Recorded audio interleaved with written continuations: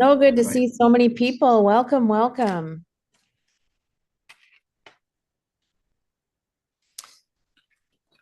And it is 6 o'clock, so I will invite everyone to please, as will be the practice moving forward, when we do have our limited number of synchronous events, to please turn on your cameras so that we can share together in our experience tonight and see your faces. Welcome to the MSW Program Orientation. Graduate students, some of you are returning graduate students, some of you are brand new graduate students for the first time. I understand that that can feel a little daunting and exciting, and hopefully our information this evening will be helpful. And know that if you ever have any questions, you can email us, call us. We've got a few other things set up this year where we'll have points of check-in. So welcome. If you are not an MSW student at Bethel University, you may have found yourself in the wrong meeting, but I don't think that has happened. So, Emily, next slide, please.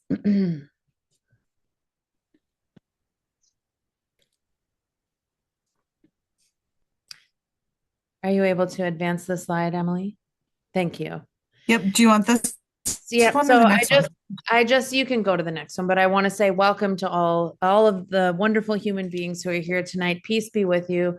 As we start, I want to take a few minutes to reflect together. I kind of start with that with my students about being wonderful human beings because as a program that is housed in Bethel University, which is a faith-based institution, we believe that all people are made in the image of God and are deserving of honor and dignity and worth. Um, and so I want to start today just with a little reflection. You don't have to make notes, but I ask you to kind of think about this because it is in the context in the sort of table setting for what this journey is all about. And so Dorothy Day, I'm going to talk about her for a minute. If you haven't heard about her, she is like kind of a quintessential social worker. And she said the mystery of the poor is this, that they are Jesus, and what you do for them, you do for him. And I just wanted to say that I like to substitute the word.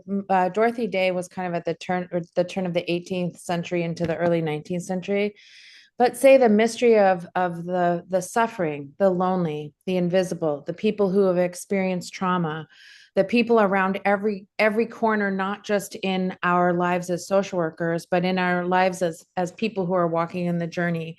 And so, as people of faith in our program, we believe that our faith is informing this justice informed approach, that those folks are Jesus, and what we do for them, we do for him. So, let's calm our hearts. And I just want to share a little bit about Dorothy Day, who has been an inspiration to me. Next slide, please, Emily. I'll try to fix the slide issue when we have a break. This picture that you see, I've shared this with my undergrad students. Um, and Dorothy Day, this is kind of in the image of an icon, says, "I really only love God as much as I love the person I love the least." Enter, if you can just click, Emily, to all of these slides. Just click those, everything should appear on there.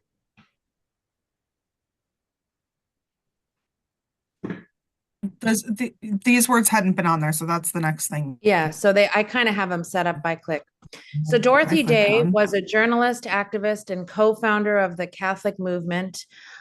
She worked in the early part of the 1900s, and she was really well known for standing alongside people who experience poverty and marginalization, blending faith with action for justice. She had houses of hospitality.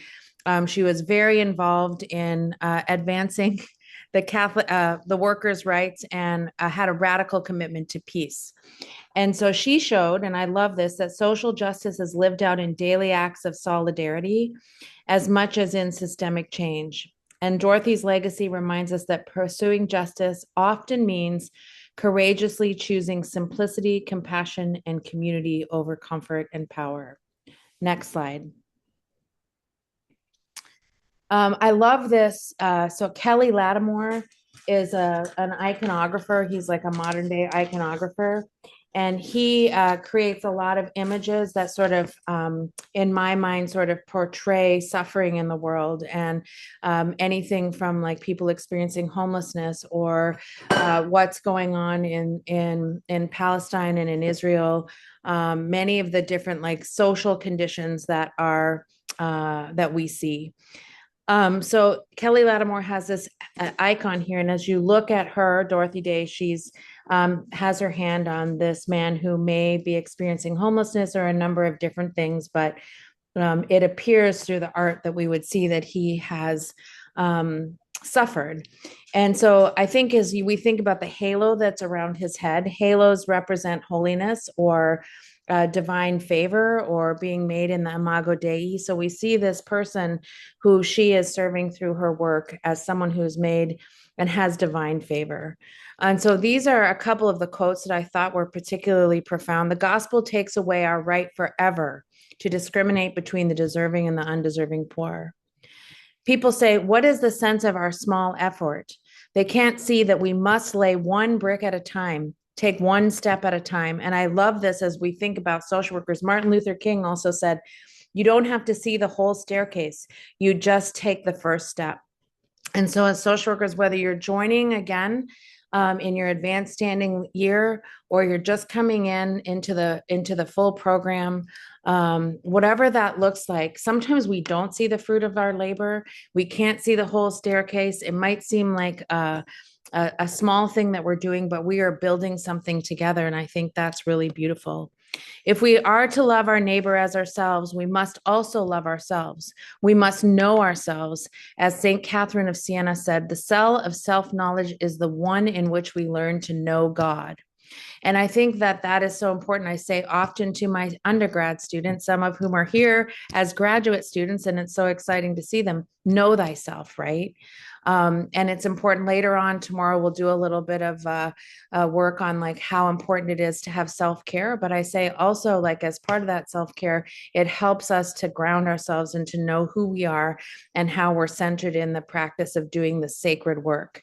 And I will always say that this is sacred work that we are called to do. We as social workers plant seeds that will flower as results in our lives. So it is best for us to remove the weeds of anger, avarice, envy, and doubt, that peace and abundance may manifest for all.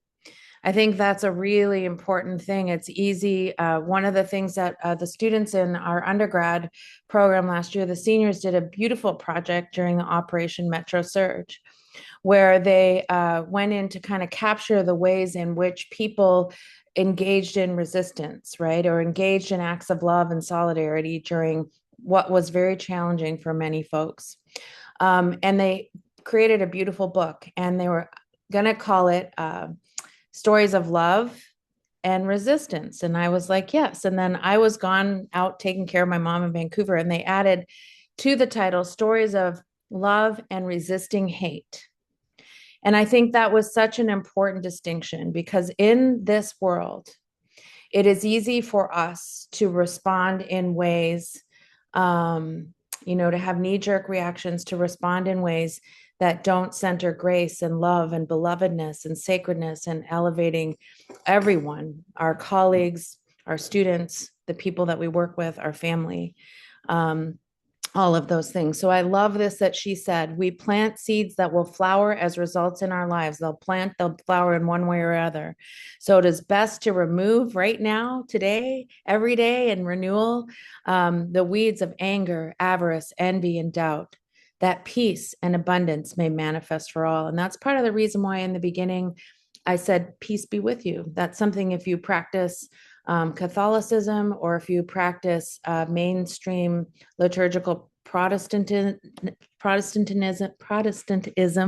you'll hear that, peace be with you.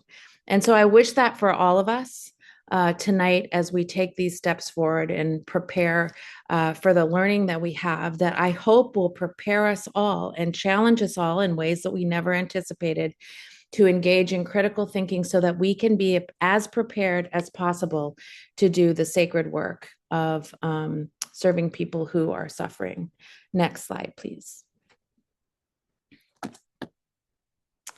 Um, Dorothy Day, here's a couple of the Bible verses from the Christian tradition. Suppose a brother or sister is without clothes and daily food. If one of you says to them, go in peace, keep warm and well fed, but does nothing about their physical needs, what good is it? In the same way, faith by itself, if not accompanied by action, is dead.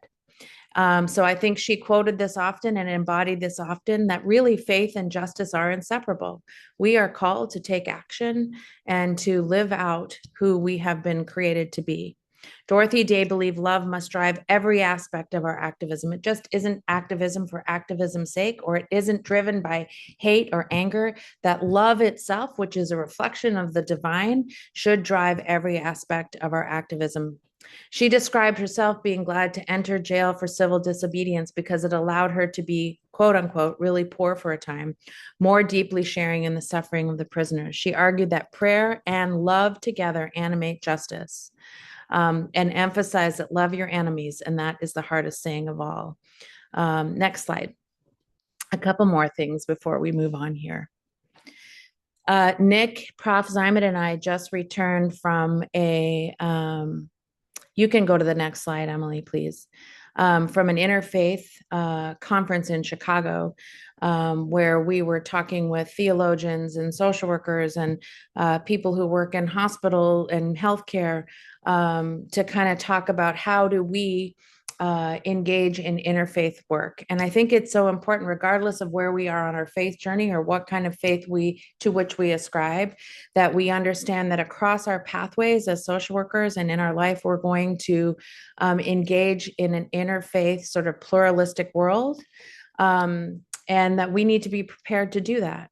And so I thought today that as I sort of close off this, I would share some of the connecting holy scriptures with this sense of incarnational justice. So from the Christian tradition in Micah, he has shown you, O mortal, what is good. And what does the Lord require of you?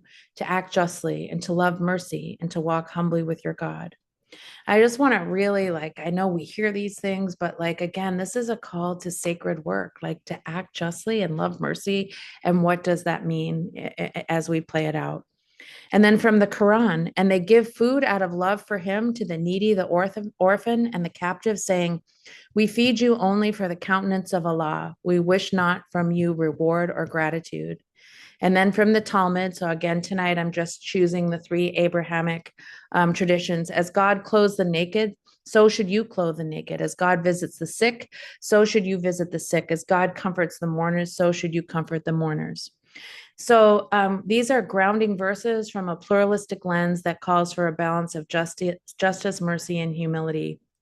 And I just want, I'm hoping that in sharing these things with you, that as we together come from many different faith traditions and backgrounds and join in sort of this justice informed MSW, which I'll talk a little bit more about, and some of you know about it, but just again to remind us and refresh and to think about it, that this really is, this work of seeing other people and meeting them at their point of suffering is sacred. And it's a holy task to which we have all been called. And it's a beautiful way, a beautiful, incredible opportunity that we can, that we have chosen the profession of social work to advance this good work. Next slide, please. Sorry that I have to say next slide. I don't know what's going on with my computer, but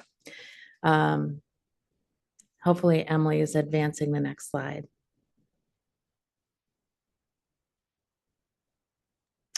It's up there. Yep, I think you can click again, Emily. I just reiterated that then again, the mystery of the poor is that they are Jesus, and what you do for them, you do for him. Okay, next slide. Thank you. It's up, the mission statement. So yes, now I just want to ground ourselves again in Bethel University's Justice Informed MSW program.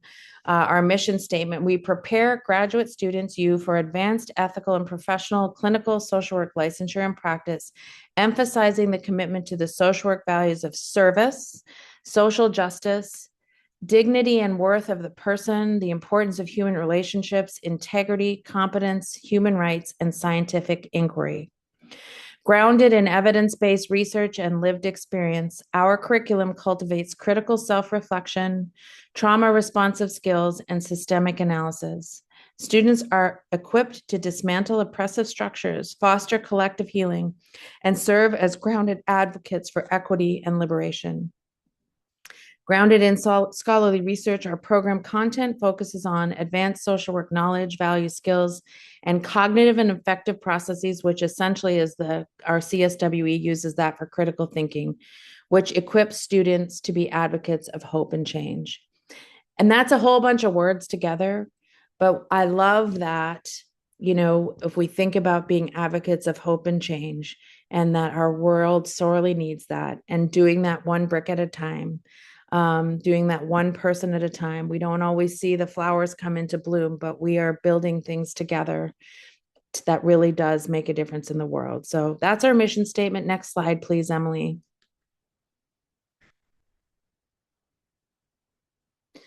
All right, here's a little overview tonight. I'm going to talk about get kind of the things out of the way. Again, I know some people are returning from last year. We ask for you to return because it is our responsibility through our accreditation to make sure that you are aware of how to find our MSW policies and procedures, and what the updates are on advising and research and supports and tutoring scholarships. There are some new policies and processes for AI, Grammarly, et cetera. And then we have some new faculty who are joining us. So we'll spend a time going over kind of introducing the faculty again. And the reason why we take some time to do that is, one, because I think we have an incredibly diverse and experienced, broadly experienced faculty. And students have said in the Qualtrics survey that we send out that they really like hearing from the faculty and their expertise. And I would like to encourage you that if you hear something from any of the faculty that sort of stands out to you about, wow, this is interesting, their practice, or I'd like to know more about this or how they did that, I encourage you to reach out to them. And you're always welcome to reach out to them. You have advisors who help you with registration, but if you want professional advising and you want to spend some time meeting with faculty, you are certainly welcome to be proactive in the reaching out to them. And then the last thing we're going to do tonight is student introductions, and have a chance for you to gather together and kind of meet one another in a smaller group setting and then come back to the group. I will remind you again tonight before we close that you should have received an email earlier in the week to register for the library session that is tomorrow by our expert librarian, Carrie Jagish. And if you have not done that, please do that so you'll be prepared for tomorrow. Again, if you are a student who is returning from last year, I encourage you went through the library session. There are some new things that Carrie will be talking a little bit about AI and what your responsibility as a student is to do. But also just, I think even for me, it's a refresher in my own research on how to really do that. That is Carrie's expertise. She has a master's in library, so she is more expert than any of us. So I really encourage you.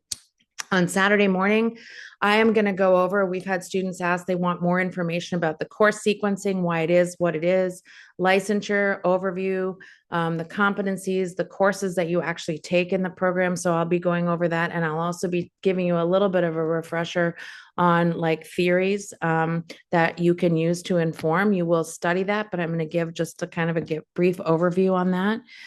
So we'll do all that tomorrow, just so that everybody knows that later on in the year, we do invite someone from the Board of Social Work to come in to talk to you about licensure and what that looks like and how to prepare for that. And we also offer a course that's free, like a session where you can come and we kind of give you best practices and skills and some practice questions, and that will happen later on in the spring. Carrie will then join us at 10. Emily will do a self-care little portion at 11:15. And then during lunch, we're going to give you the link to the SFACI. You don't know what that is, but you will know by that time, and you'll do that over your lunch break. And then after lunch, we have another session led by Emily that is about inclusive language and APA. And then Prof. Zimet will be doing an introduction to field practicum. And there are some different things. And if you're not sure if you need to be there or not, you can chat him during this evening, and he can let you know. Okay, next slide. I think I know what it is, but I'll wait. Yes. So before we jump into everything, I do like to include this quote from Martin Luther King: "The arc of the moral universe is long, but it bends towards justice." And I find that to be very helpful in these days that can feel heavy and sort of like not knowing what is sometimes in the future, but I find that to be very inspiring. And we are a part of that story of bending the arc towards justice. So thanks. Next slide. General program information. So go ahead, Emily.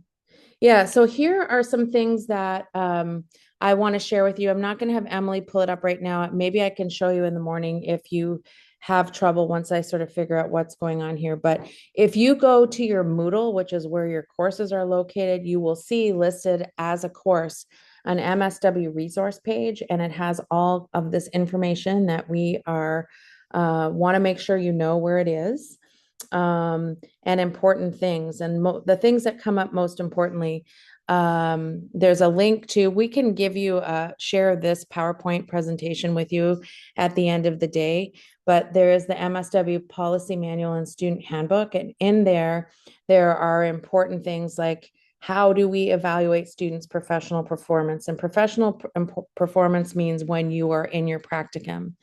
Also in there are the standards for continuance and graduation. So Emily, if you could click on that one for a minute, the 2.21, that would be super helpful. And you should be able to open it up. Yeah, I'll just have to change the way I'm sharing. So yeah, so if you could just scroll down to 2.21, there we go. yeah, So the standards for continuance and graduation are important things. Can you see it? Yep. Okay. As students in the program, in order to continue and progress in the program, you are required to maintain a minimum cumulative Bethel GPA of at least 3.0, demonstrate an understanding of the NSW Code of Ethics. I want to draw your eye down to the successful completion of your field. So 615, 620, 725, and 735. And those are all, I'm going to talk a little bit tomorrow, or it might be later on this evening, just about like how you're evaluated in the field and what does that mean to get a successful field evaluation.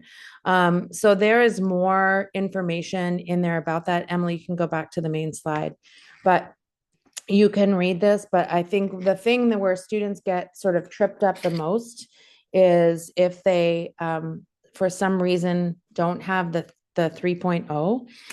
Let me just tell you that one of the things that is really important to us and that I think distinguishes us from many programs is that sometimes that happens, right? Sometimes people have things that come up in their lives and it makes it really difficult for them to prioritize their education.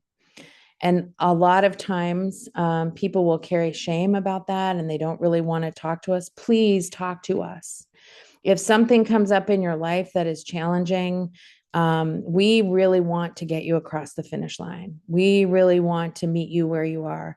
We really want to like come up with like an improvement plan and help you within the parameters of like how we have that laid out. And we will do whatever we can to help you. But if we don't know, then it's harder. The longer you don't talk about it or bring it to our attention, then sometimes it gets even more difficult to like come up with a plan. So, we want to train students to be justice informed social workers, but we also want to be mindful that we want to like operate in a way that's justice informed to like advance justice for students who are experiencing challenges and difficulties. So I really want to encourage you that if you are struggling, come to us.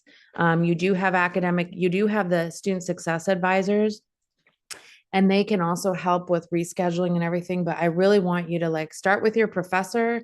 If you feel like you want to talk to me as the MSW program director, reach out to me, and the sooner the better.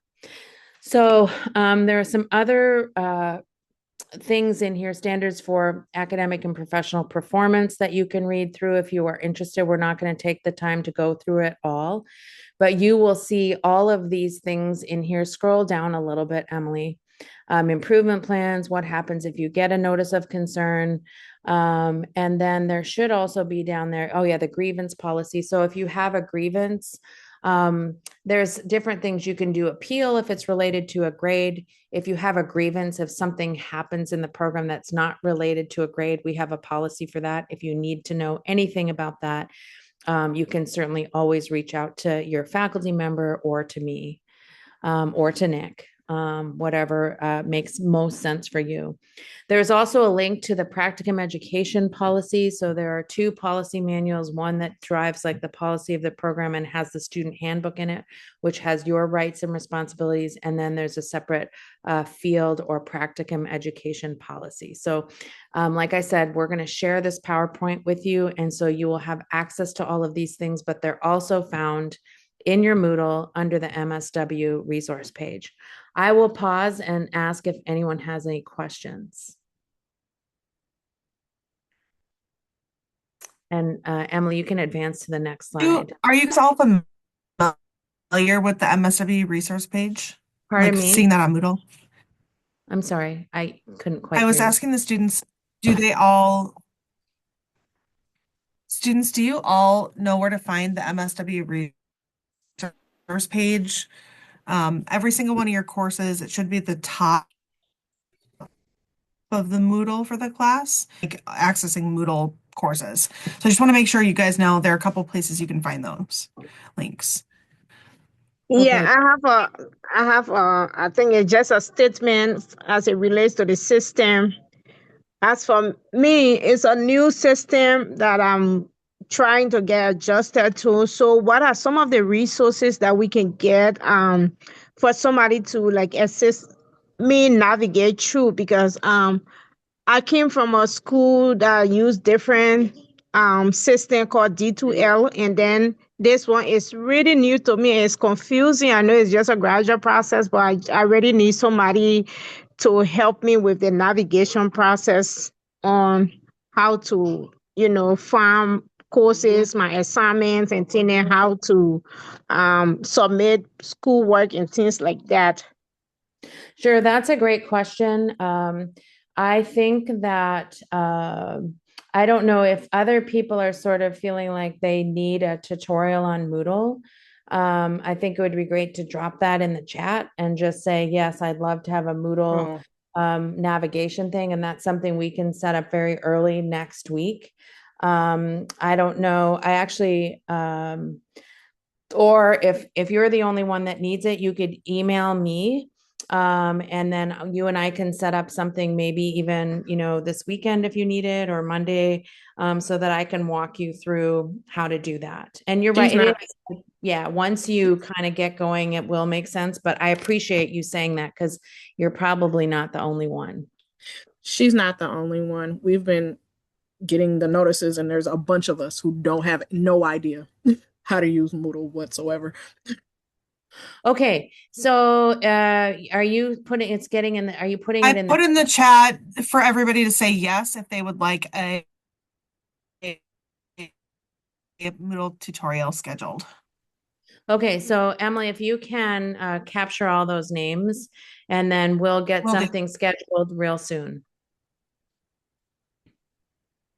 Are you able to do that? You're kind of cutting out a little bit. Oh, okay. Yeah, I'm not experiencing delays, but I checked with Nick and he said it seemed like I was a little delayed, but I can hear you all fine. I will write down all those names. Okay, thanks. And so we'll reach out to you and we'll get that. And again, if you continue to have troubles with it, you can also let your faculty member know of your course, like I'm having trouble with this, let them know sooner rather than later. And we'll continue to work with you until you've sort of got that under your belt, because it is a learning thing. So thanks so much for bringing that up and letting us know that's something you need. Next slide, please. And if I'm pressing on and you have a question, we have a couple faculty on here that are kind of monitoring the chat. So please let me know. Okay. The next thing I want to talk about, there has been a few significant updates this year, and the first one is this AI authorship, Grammarly authorship, and there is a link there that we'll probably send that out to you separately, but it's also in here. Everyone is going to need to sign up for a Grammarly account. It's provided through Bethel. And all major assignments in our program now will be submitted through Grammarly authorship. It is a way to sort of navigate the challenges we have around AI. And so a way for students to write their papers in a way that we can just ensure academic integrity.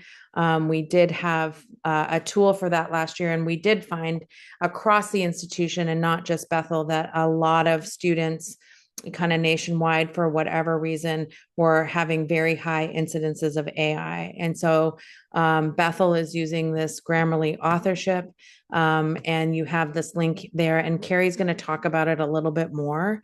So just be aware that that's something we'll talk about more and something that you need to be aware of and be sit right from the start, the get-go. Start using that to submit your assignments from here on out. Also, there's been an for those of you who are returning or coming. Eden had a question. Who did?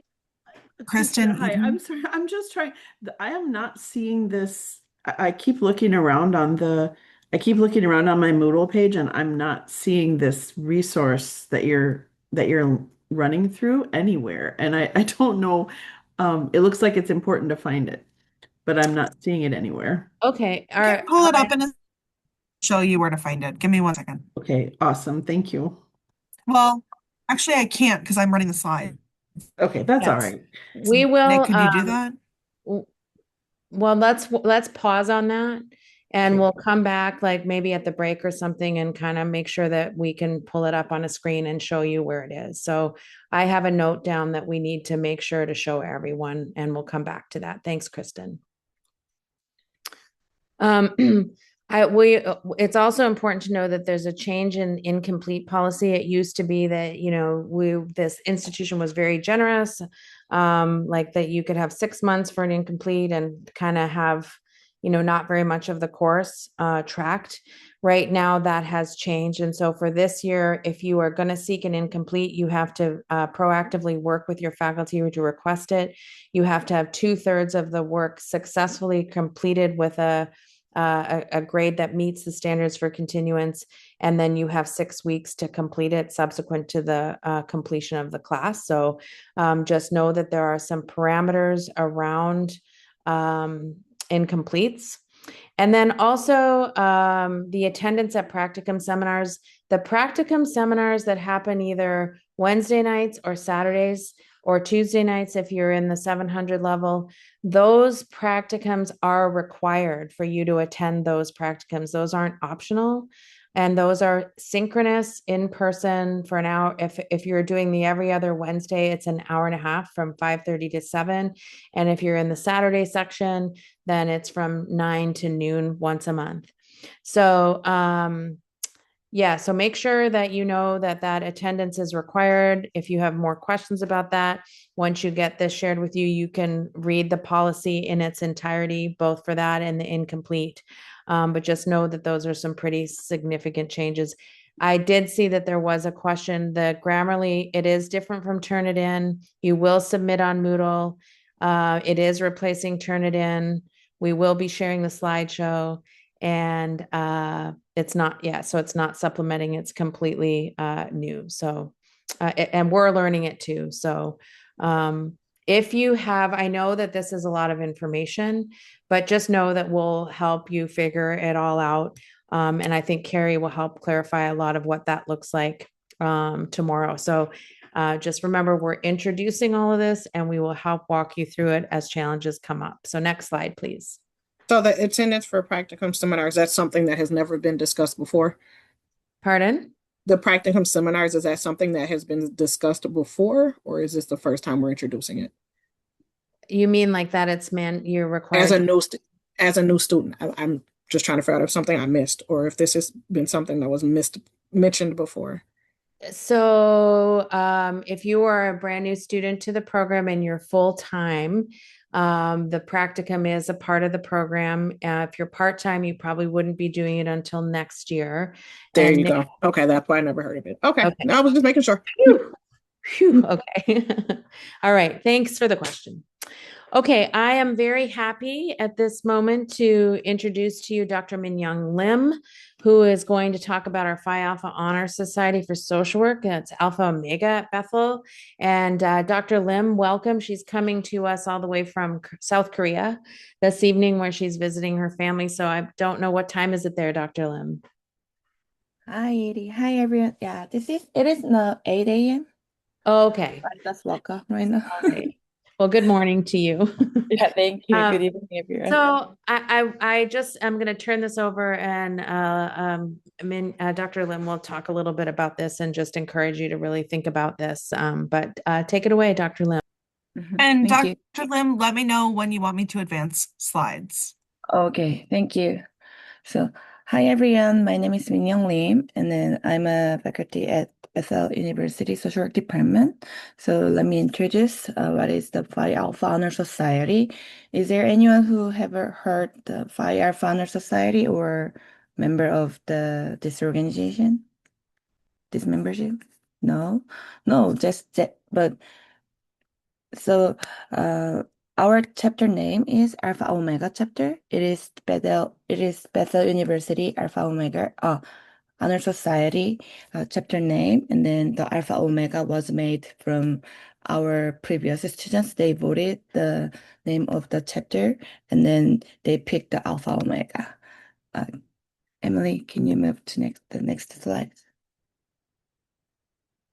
So, the reason we have the mission of the Phi Alpha that is to provide a closer bond among students, social work, and promote humanitarian goals and ideas.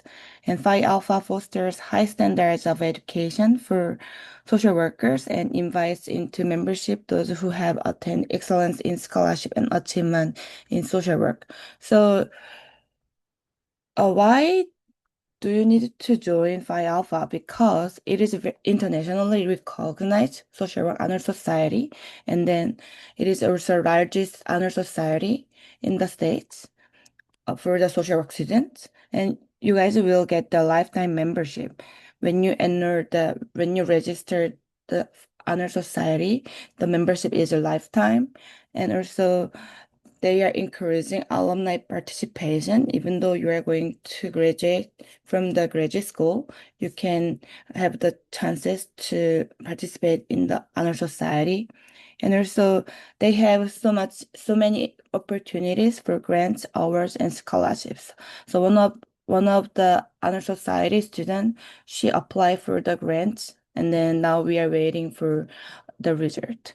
And also, this is very important one. You guys will get the Distinguished Gold course when you got into the graduation ceremony. So it will show how you studied diligently during the MSW courses. So it will help you to show your academic excellence and achievement.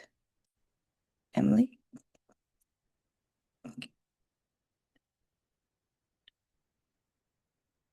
So the benefits of memberships are promoting bonds among students.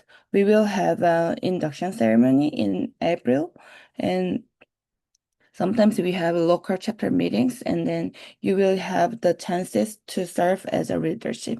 So here we have our officer, the president, Jess. Jess, where are you? Oh yeah, she's our president. Thank you. And then there are so many opportunities for grants over the scholarships. So you can, if you wanna look for the opportunities for these awards and scholarships, you can go to the Phi Alpha Honor Society website. They are introducing the time and then the eligibility for these scholarships. Emily, can you move to the next slide? Thank you. So to be an active member, those are the criteria, what you need to, requirements you need to be eligible for the active members. The first one is you have to be declared the social work as a major, and also you have to be accepted in the MSW program. And also you need to complete a minimum of 9 credits in the social work core curriculum. And and also the last one is most important one, you need to be ranked in the top 35% of social work students. So if you guys are eligible for those requirements, you can apply to be an active member. And also new members are asked to pay national Pi Alpha fee, and this is just a one-time payment. Emily, thank you. So yeah, our awesome officers, the President Jess Schmidt, Vice President Carrie Krieger, and then actually the Secretary Treasurer, she graduated last May, so we are seeking for a new officer to serve the Secretary and Treasurer. So if you guys are interested in serving the officers, please let me know. Yeah. So our Phi Alpha Omega chapter started in 2024. So here is our first induction ceremony, and Paige is here too. Yeah, and this is second induction ceremony in 2025, and then yeah, this is third induction ceremony in this year, last April. So I hope and those are the Minnesota chapter directory.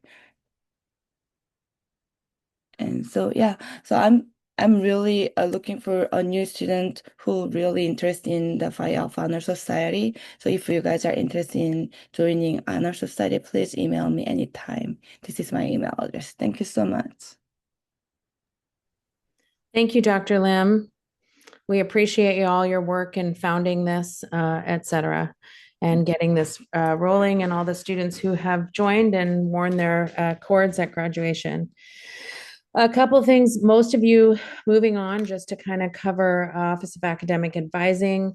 Most of you know May Lindloff, who has probably helped you get your everything set for your course schedules and registration, who will continue to help you with registration if you have academic petitions, if you need referrals for other support. And then when it comes time for graduation, which will come more quickly than you think, the academic requirements and commencement and eligibility, she'll work with you on that.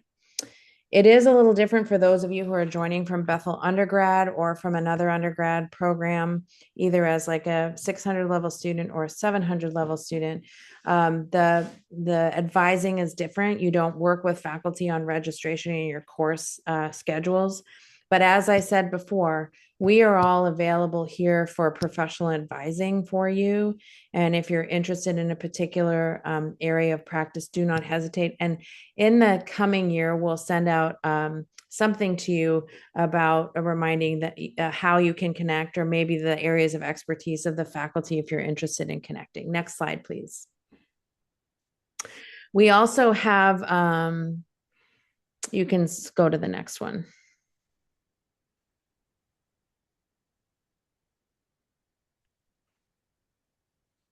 Emily, you can advance if you can. There's probably a delay, but next slide, I think, is about the ARC and the Academic Resource Center. And so there is an Academic Resource Center that is available. Did we lose Emily? No, I'm here. Okay. Yep. So the Academic Resource Center, there's the contact information. Lisa Beckemeyer is there. I encourage you, we can all, faculty included, can always have space to become a better writer. So even if you are a good writer, they're there to help you become an even better writer. You can have sessions either via email or virtually. They're offered Monday through Friday, and there are 5 different specialists who are available to help you with your writing. There are 2 specialists who work with multilingual students, and they are there actually to educate you how to become a more proficient writer, not to edit your papers.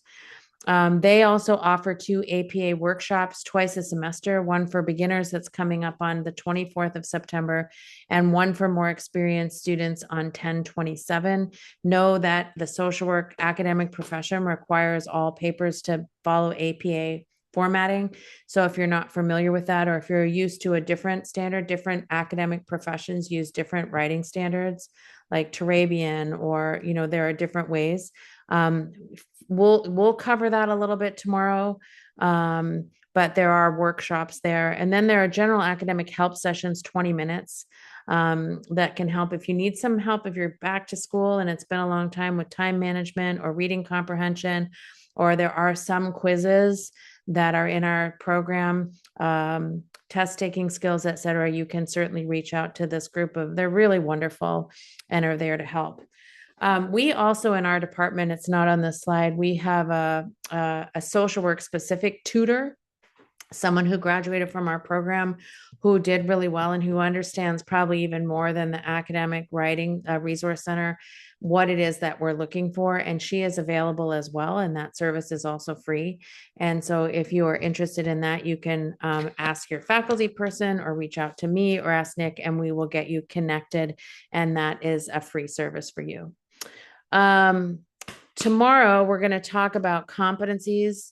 But before we transition to the introduction of faculty and a couple other things, I am going to put competency number 2 up there, because that is our competency that is about advanced social, racial, economic, and environmental justice. All social work programs across the country share the generalist competencies. And so they all have the second one. Can you go back for a second, Emily? I wasn't quite, you entered, sorry, that. Yes, thank you. You anticipated me. As a part of our positioning as justice informed, no, you had it. Sorry. As a part of our department, like positioning ourselves in a justice informed approach, I'm proud to share this with you that we launched this spring, after 4 hard years of work, the Academic Journal of Justice Informed Social Work Practice and Research. If you scroll down a little bit, Emily, you can kind of see the 8 articles that were published. So you know that, like, as academics doing research, that we our practice informs research and research informs practice. We have 8 articles that we publish from people around the country, social workers who are doing work. And you'll see that the 3rd article, screening and treatment protocols used in NICUs across Minnesota for perinatal mood and anxiety disorder, is submitted by Rachel Witt. We actually had one, Bethel MSW, who had an article submitted. So thanks, Emily. You can go back. All that to say is that the work that we do here and the research that we do here, and I'll talk a little bit more about that tomorrow, we take very seriously. And we really do believe, you can go back to the slideshow so for a minute. We really do believe that this, like, advancing justice is done in multiple ways, and one of which is disseminating our research. And so if any of those of you at the beginning of the program are interested in the possibility of submitting your final work to be published, and it's peer reviewed by people to make sure that it meets those academic standards, then you should probably let me or Dr. Lim know, or any faculty that, like, you really are interested in sort of upping your game a little bit so that you could submit an article for publication. And you certainly could submit it elsewhere, but I just wanted to let you know that we actually have our own journal out of Bethel. So yes. Emily, can you pop up the PowerPoint again, please? Yeah, it's been up there. I don't know what's going on with the delay, but it is up. I don't know if you guys can see it or not. Not yet. Okay. I don't have the competency memorized. I was going to read it, but I don't need to, because we're going to do it tomorrow, but we'll talk about these a little bit tomorrow. But the reason why I wanted to share this in advance of, you can kind of take a look at that there. Actually, I will read it. So our competency number 2, social workers, that's you and me and all the faculty, we understand that every person, regardless of position in society, has fundamental human rights. If you're not familiar with the Universal Declaration of Human Rights, read it. You'll read it in some of our courses, but look it up. Social workers are knowledgeable about the global, intersecting, and ongoing injustice throughout history that result in oppression and racism, including social work's role and response. Social workers critically evaluate the distribution of power and privilege in society in order to promote social, racial, economic, and environmental justice by reducing inequities and ensuring dignity and respect for all. Social workers advocate for and engage in strategies to eliminate oppressive structural barriers to ensure that social resources, rights, and responsibilities are distributed equitably and that civil, political, economic, social, and cultural human rights are protected. So that is the competency that any student in the United States of America who is studying social work has as their second competence. And I think it's competency. It is a very powerful statement. And there are things that go along with that that we'll talk a little bit more tomorrow about. Next slide, Emily.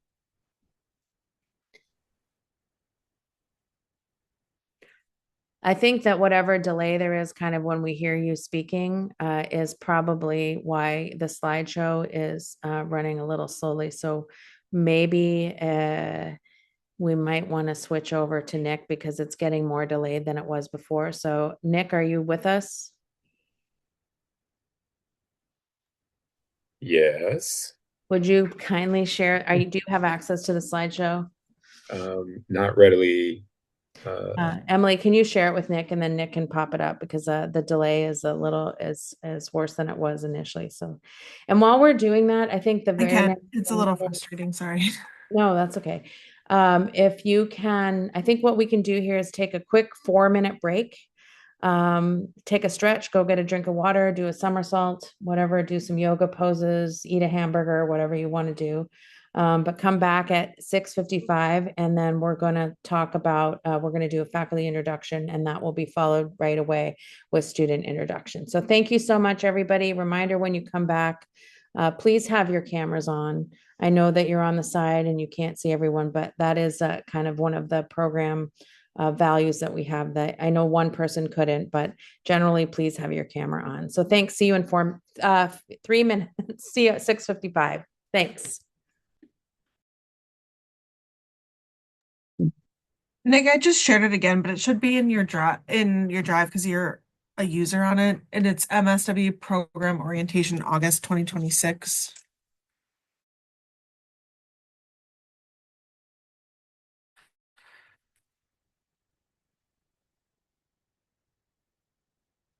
But since it seems like there's a delay, I'll let you do the slideshow then.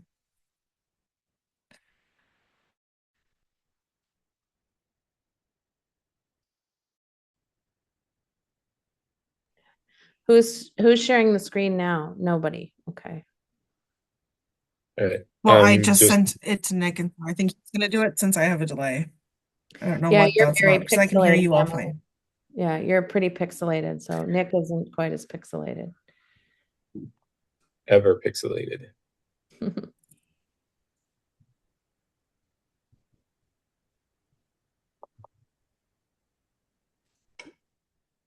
What slide number did we leave off at?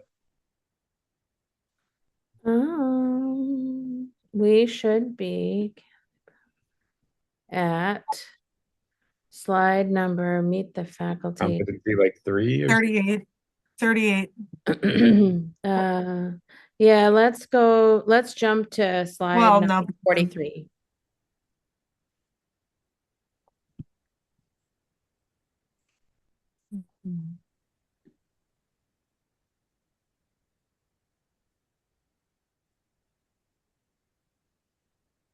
I'm sorry, you said 33? 43. Okay, it says I need permission to share here. It says host disabled attendee screen sharing.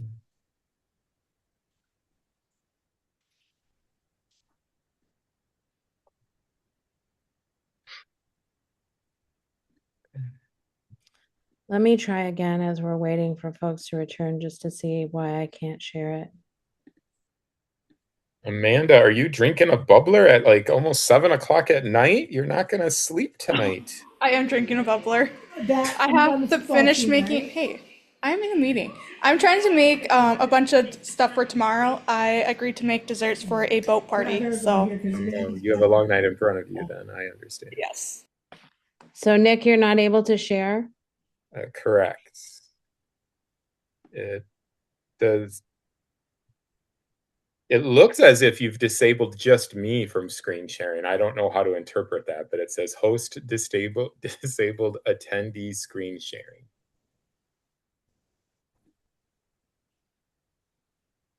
I'll choose to not be offended. I'm trying to see how I can fix that. I don't know if Deb or Deb is still on here. I see. Okay, let me go. Maybe I can find you, Nick.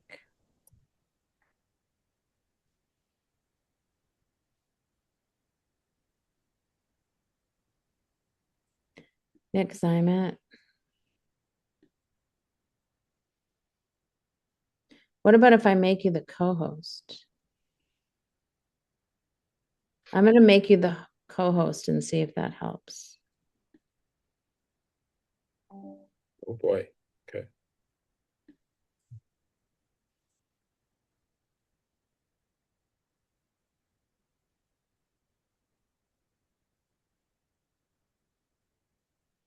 There we go. Excellent. Okay, welcome back, everyone. A couple more things before we go to faculty introductions. And Nick, I think advance a little bit further than that, please. There we go. A couple things that I just want to make sure that you're aware of too. Bethel has done some reorganizing, and I just want to give you a sort of a sense geographically where you are. So there are 4 schools at Bethel: the College of Arts, Sciences, and Education, which is kind of the traditional undergraduate school. There's a School of Business, and there's a School of Theology. And then there's the Anderson Family College of Health Sciences. Social work is a part of the Anderson Family College of Health Sciences. It's interesting. There was some conversation about us staying in the College of Arts because we aren't just a medical profession, although many social workers, I think some of you have heard me say, close to 70% of mental health professionals in the country are social workers. So we are very involved in mental health and working in hospitals and those things, but we are much more than that. But we have landed in the Anderson Family College of Health Sciences with a whole bunch of other health science related things. We have a new dean, and we'll talk about her in a minute. But just so you know, that social work is a part of the Anderson Family College of Health Sciences, so you are as well. Next slide, please, Nick. Look for this year. This is just something I thought about this evening as I was looking, making sure like some of the new things we're implementing. Look for an email invite for midday meetup meeting. So we want to hear from you more and get feedback and share information and make more opportunities for you to hear things that are going on. So I think the first one is at the end of September, and there's another one, but you will receive an invite coming up really soon. Very informal, 45 minutes over the lunch hour. We'll record them and make them available. We'll probably give updates and then provide opportunities for students to ask questions, or if there's something that we need to share or demonstrate or whatever, we'll do that during that time. So that's one thing I wanted to share. Take a look at that. Next slide, please, Nick. Tomorrow, so tonight we're going to move into faculty introductions. Some of the faculty have joined us tonight. Tomorrow, we're going to dig in a little bit more to competencies, theories of practice, course sequencing, course overviews. Like I said, professional licensure. I talked about the midday meetup. We'll have the library research session, a self-care session, inclusive language, and then Nick will close up with practicum at the end of the day. All right, let us move into meeting the faculty. And so next slide, Nick. This is a list of the faculty, but you can go straight away to the next slide. Where I'm going to let you know that this is Dr. Sarah Westberg. So she is the brand new dean. She started in July of the Anderson Family College of Health Sciences, of which we are a part. She comes to us from the University of Minnesota. She's a pharmacist, but she has been a practice faculty, professor, associate dean at the University of Minnesota College of Pharmacy. And you can read there her areas of expertise: resolving complex medication therapy problems, women health, menopause, osteoporosis. Her research interests, and then her personal information that she has kids and she's very involved in their sports. So she is the dean of our program, of our school, and of which our program is a part. My name, if I haven't met you, is Edie Shapolsky. I'm starting my 12th year at Bethel. My undergraduate was in English Lit, and I think that it really did help prepare me for social work practice, because it's so much about the stories of people, the stories of suffering and resilience and good over evil, and all of the things that are true about what we study in poetry and music and art and literature. And so I feel like it really aligns in so many ways with what I do. In fact, when I worked running a shelter for people experiencing homelessness, we did a monthly like artists kind of gathering, and people could read their poetry or perform, and it was really kind of a cool thing.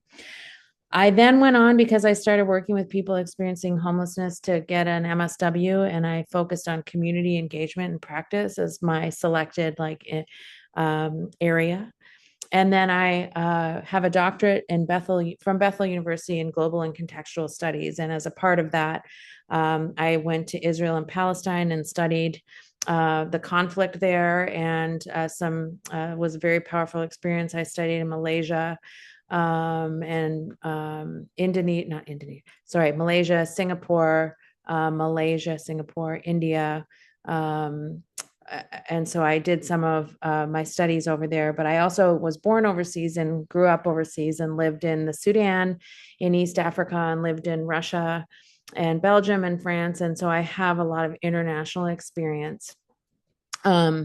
I would say that my areas of expertise, you see, I have an LICSW. We'll talk about that. I've worked for nonprofit and for-profit and government, which I never want to do again. Sometimes we get into jobs that we inform us about what we don't want to do or how we don't want to do things. So there's always learning, no matter where you are, and good to be done, no matter where you are, but know yourself, because sometimes if you're not in the right placement, you can really experience burnout. And we always want to avoid that. If you are in the right place of practice, it will fill you. It doesn't mean it won't be challenging, but you will know it. This justice informed idea of an MSW is one that came to me after I did some research after George Floyd was murdered, to sort of understand perspectives on race and policing and Black Lives Matter and everything that was going on culturally and sociologically at that time. And so as I was building the MSW actually at Bethel, and I had to choose a focus, most programs choose like child welfare or gerontology or clinical practice. And we do have that clinical element. But what really came to me is that this idea of studying and advancing justice and thinking about intersectionality and thinking about diversity and equity and difference shouldn't be one class or an aside. It should inform everything we do, because of the very things that I said at the beginning of the program, or of our time together tonight, about our call really as people who we believe all to have been created in the image of God to advance justice in this world. And what comes along with justice is beauty and kindness and goodness and truth and beauty and all of those things. So we were able to create a justice-informed MSW program where we are trying to center those ideas at the heart of every class we teach, including our clinical and our diagnostic and all of those things. I did run a center for treatment center for people, a 30-day residential treatment center and detox center. I've done a lot of community-based services work, homelessness. I work with people doing diagnostic assessments for people with co-occurring medical and mental health, and loved working at the shelter with folks, and done a lot of work with refugees. My personal information, I have 6 dogs. They're gigantic. I just got a new one about 2 months ago, but they're sled dogs, except for the new one is a great white Pyrenees. I love to travel. I've been on the National Ski Patrol for 20 years, which I love. In another life, I would have been an ER doctor, I think.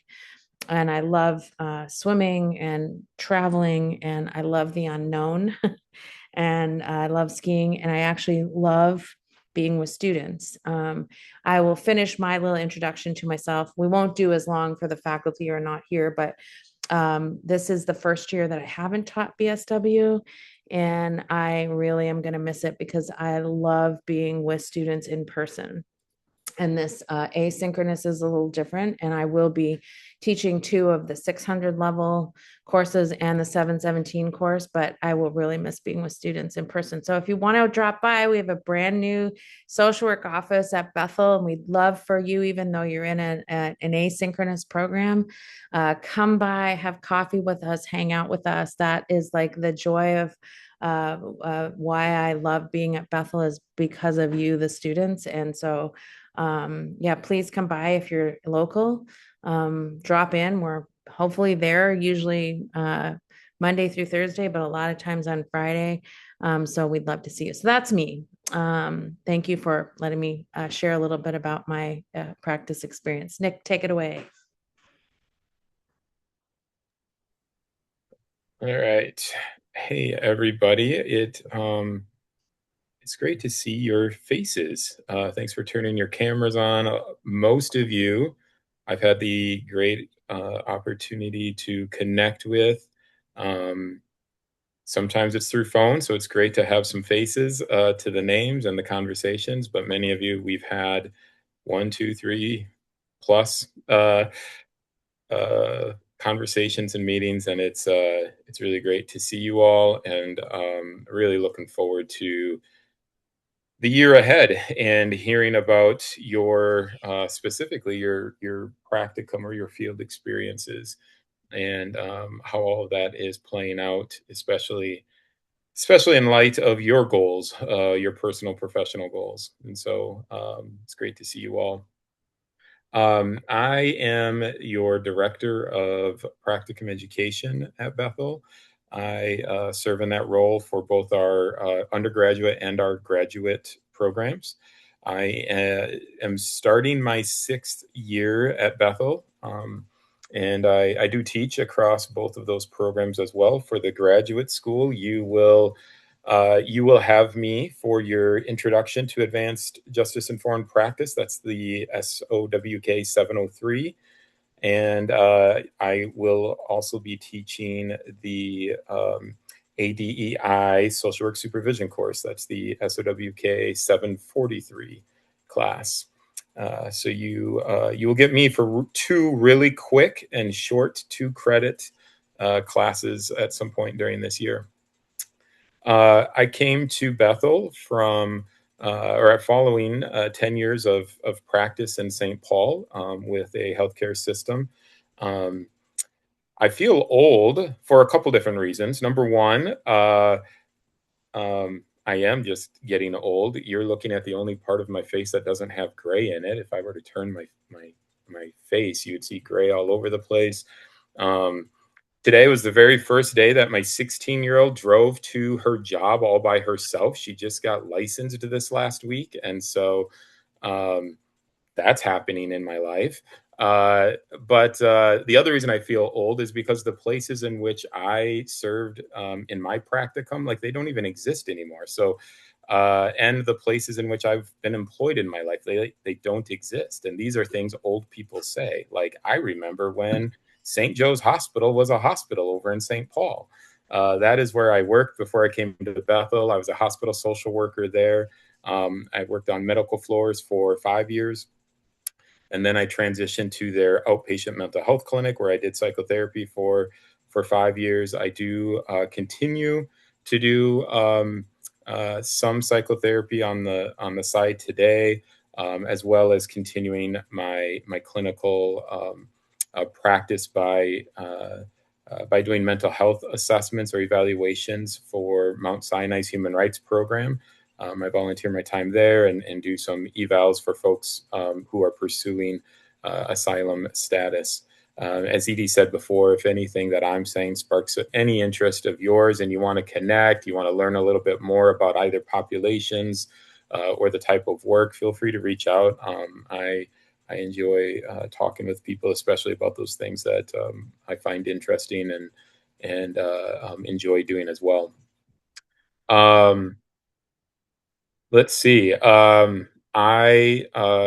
Interests of mine are humanitarian work, both domestically, and I feel like I'm doing more and more humanitarian work here in the United States, which is sometimes a point of challenge in my paradigm and construct. Sometimes this is just a place of probably both privilege and just um, bias and positionality that I come from. I don't always anticipate and or think about humanitarian work needing to be done here at home, but I'm doing more and more of that through mutual aid networks and some of that work. I am involved and do engage in some international humanitarian work as well. I serve on the board of a local organization called the American Relief Agency for the Horn of Africa. It's really thrilled to be able to travel this summer to Kenya for an international conference where I was able to visit some of the field sites of that particular organization. And that was just one of the highlights of my summer. When it comes to research or academic scholarly things that I'm taking an interest in, I'm really interested in anti-racist, diverse, equitable, and inclusive social work education. So how do we help you all develop in with ADEI professional identities in our social work practice?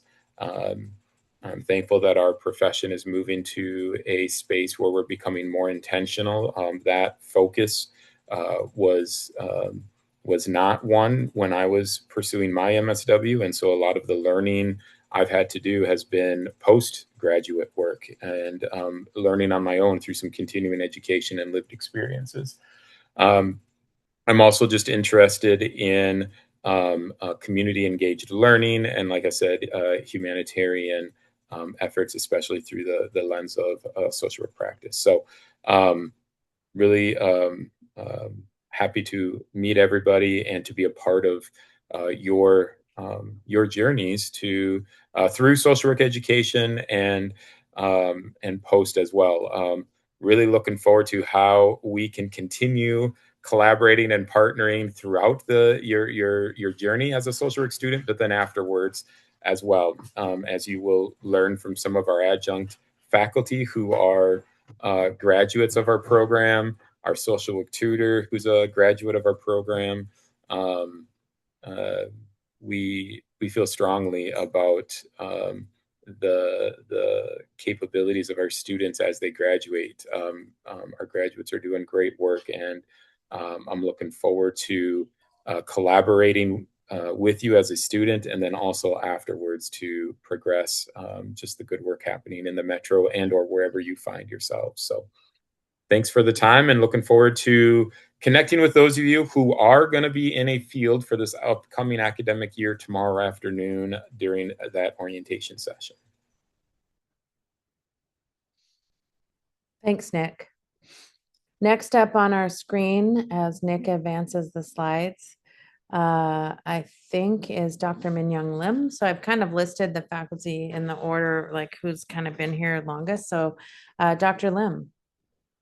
Thank you, Edie. Hi. Yeah, as I showed previously, my name is Minyoung Lim, and then I started this position with Nick in 2021, and now I got tenured and then promoted to associate professor at Bethel this year. So I'm so excited for this new position. And now I'm serving as a director of research and assessment. And I studied MSW in University of Pittsburgh and then PhD in Indiana University. But I got my bachelor degree in South Korea.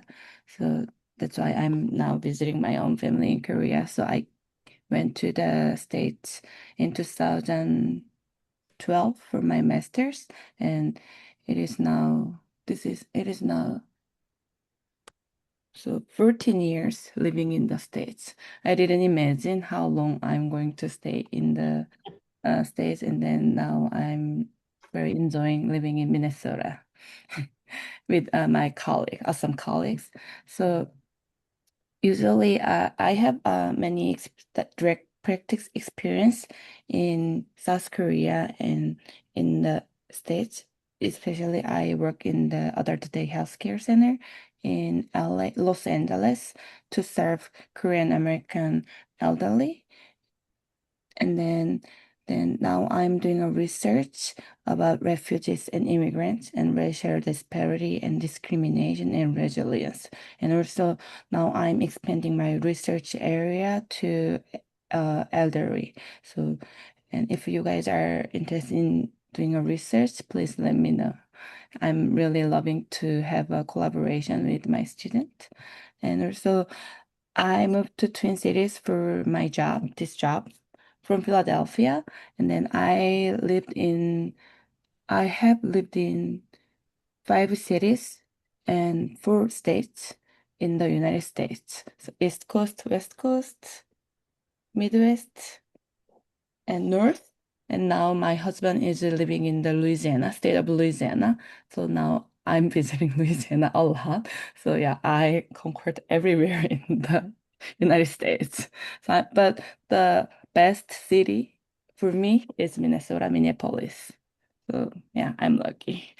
So I'm so excited to be back to my home and my school next week. I'm going to return next week. So and then now I'm doing a really great time with my family. Uh, I couldn't see my family in the last 3 years, so it was a really amazing time. And then to see my two lovely new nieces.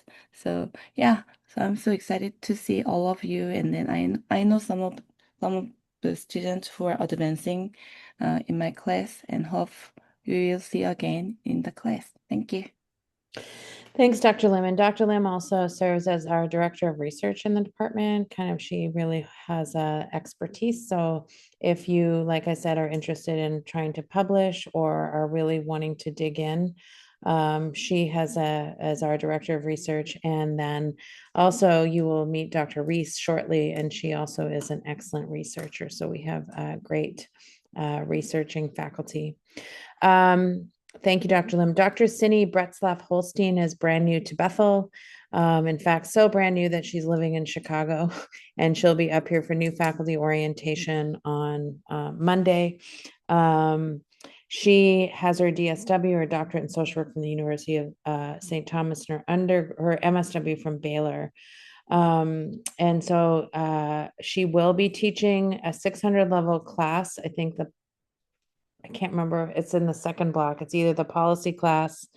I think it's the policy class in the second half. So if you're in 600 level, you will have her yet this semester.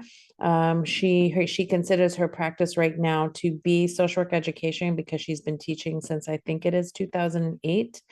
But her research interests, I think, really align well with our justice informed program: eco-social work practice, food justice, vegan studies, human animal bond and social work practice, contemplative practice in higher education. She was an Oxford Center for Animal Ethics fellow. So very different from the rest of us, which we love having diverse faculty experience. So hopefully you'll get to meet her soon in class or in some other online gathering we have. Next slide, please. Professor Hepburn, I'll turn it over to you. Hello, everyone. Good evening. I'm excited to be here. I am the program director of the Bachelor of Social Work program. My name is Stacey Hepburn. I will actually, although I do primarily teach in the undergraduate program, I will be teaching human behavior in the social environment. So SOW 600K, which starts in January. So that's the section I'll be teaching. So I'm excited to participate and see everyone's face. I was born and raised in New York, and I say that because it impacts the way I see the world, the way I practice social work, and all the diverse experiences I had as well. I am also a second generation American, so I have roots in Jamaica. I still have family members who currently live in Jamaica and all over the States, all over the world. I have a huge family. And that also impacted the way that in which I view social work. And growing up, I did recall moments where my mom, she was an excellent advocate. I saw some times where she faced discrimination, and also her experience as an immigrant and speaking with an accent or having to switch from her dialect to speaking English, and how she was impacted. And she was such an excellent advocate. Whenever she faced discrimination, she would address it head on and get whatever she needed. And I think that influenced the way that I practiced social work. And when I saw the power of advocacy, and calling out injustice, she was a great example for me. And this, the resilience my family as a whole modeled for me. Although they didn't see all on the first to be a social worker, they definitely paved the way for me to be a social worker as a whole. So I think there are some pivotal moments that impact the way that I practice as well. As a undergraduate in a Bachelor of Social Work program, I did my first field placement in San Jose, Costa Rica at Hospital del Niño, an international children's hospital, and just seeing how social work is practiced internationally and the excellence in practice, and how different systems and policies impact the people who we serve, really played a role on how I saw social work to look beyond my worldview. And it made me realize that there's so much to learn, and to always position ourselves to be in a position of lifelong learning and growth and development. I primarily practice in New York City. I practiced within different boroughs, and I really recognized when I decided to pursue my master's at New York University, that I wanted to understand clinical social work and really have an understanding of different clinical symptoms and mental health diagnoses, because I saw that there was a great need within the 5 boroughs, and practicing there and just speaking another language. So I sometimes practice social work where I would communicate with Spanish speaking clients and speak Spanish, and saw the power in just being able to communicate with different clients, interact with people from different faiths and backgrounds, really fueled my passion for also the needs within the BIPOC community, and serving those who sometimes get overlooked or their needs are overlooked. Beginning years of me practicing social work, I participated in a lot in preventative care, and I was really had my boots on the ground, so to say, and just seeing different needs, doing home visits, visiting people, whether sometimes in an academic setting, sometimes offering preventative services, and looking at things from considering different systems and how people are impacted by them, and how intervention is so insignificant. So I think all of those experiencing that really helps set the stage for me to develop as a clinician. I also practice social work in a hospital in New York City. And I think that's where I really developed as a clinical social worker. I was able to see the DSM right before my eyes. I saw what it looked like to have manic symptoms. I saw what it looked like to be internally preoccupied, having delusions of grandeur, anything you can think of. I dealt with it. Sometimes was involved in cases that were the front page of the news newspaper, or sometimes I watched the news and the next day that client is literally in the hospital where I'm working. And it really prepared me to and taught me to the importance of preparation as a social worker, and the care that we take to further educate ourselves and to really understand the needs of the people that we are serving, which can grow and evolve, impacts the quality of care that we provide. And it became something I was really passionate about. I then transitioned to working with college students, and I did not realize how passionate I was about that. It awakened something within me, and I realized I just love working with college students. And again, when I was a director of counseling at a university, I was able to do group therapy, and we had a group called Real Talk, and it was for students within the BIPOC community, and it just filled my if you're familiar with the 5 love languages, it filled my love tank. I was just overjoyed just to be able to provide therapy in a way that um, did not feel like therapy, because culturally, myself and the students who participated, it felt like home. And something we developed a place called the living room, where people can just drop in, and it felt therapeutic to be there. They were understood and their needs were heard. And the language that was used there was applicable to the circumstances that they faced and their culture. So it was realize how much that meant to me. And I'm like, I need to further research this area. So that's something I'm truly passionate about. And people taking pride from where they're from, their cultural background, and what made them who they are. Again, and then I recently transitioned into the world of academia, where again, I'm so passionate about bridging theory and practice. And I love NYU. It's an amazing institution. I won't knock it, but I felt that's something that I lacked. I had all of this clinical information, but then when I went into the field, I'm thinking, this is great that I have all these concepts and theories, and I learned about systems and ecological systems, but how does this apply to practice? And so when we're in the classroom, I like to provide hands-on experience that prepares you for the field. I love bridging theory and practice, and it fills my love tank when I hear students say, wow, what we learned in class, I've been using that in field placement. And I'm overjoyed to see some familiar faces who are recent grads from the MSW program and how they're pursuing their masters. And I'm so excited for you all to start in the field, because you're definitely needed. Again, something I also enjoy is just spending time with students whenever I can, whether it be over a cup of coffee or supporting events out on or off campus. That's something I thoroughly enjoy. Like Edie mentioned, I love music and arts, and I bring that to therapy. Sometimes I had clients, we did spoken word or like hip hop, and they'll write out their feelings and create a song versus maybe do something that's more traditional. So I do bring that into also my style of teaching as well, because I just love music. I participate with a group called Collide, where we meet bi-monthly and sing in the community. You all know 2 things about me. Jamaican pride is a huge thing.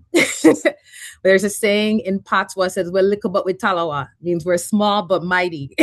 And another thing is I am, New Yorkers are passionate. I was in Manhattan during the New York Knicks parade. I made sure I pulled through and I survived. I forgot how passionate we can be.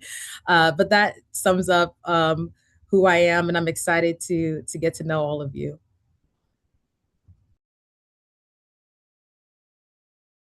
Thanks, Prof. Hepburn. Emily.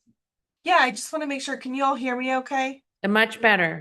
Awesome. I switched to a different computer, but I haven't used this to speak on computer for a while. So I'm like, man, I hope this speaker works. So here we are. Thanks for your patience. I appreciate it. I'm Emily Blackmer. Nice to meet all of you. Actually, some of you I've met before, which I'm really excited that I'm seeing some familiar faces, but also excited to see some new faces as well. So many of your names I recognize because you're currently taking my Social Work 600 class, which technically doesn't start until Monday, but because we opened the classes 2 weeks early, I feel like it's already been going on. So if you've felt inundated with messages from me, I think sorry, not sorry is maybe the way to say that.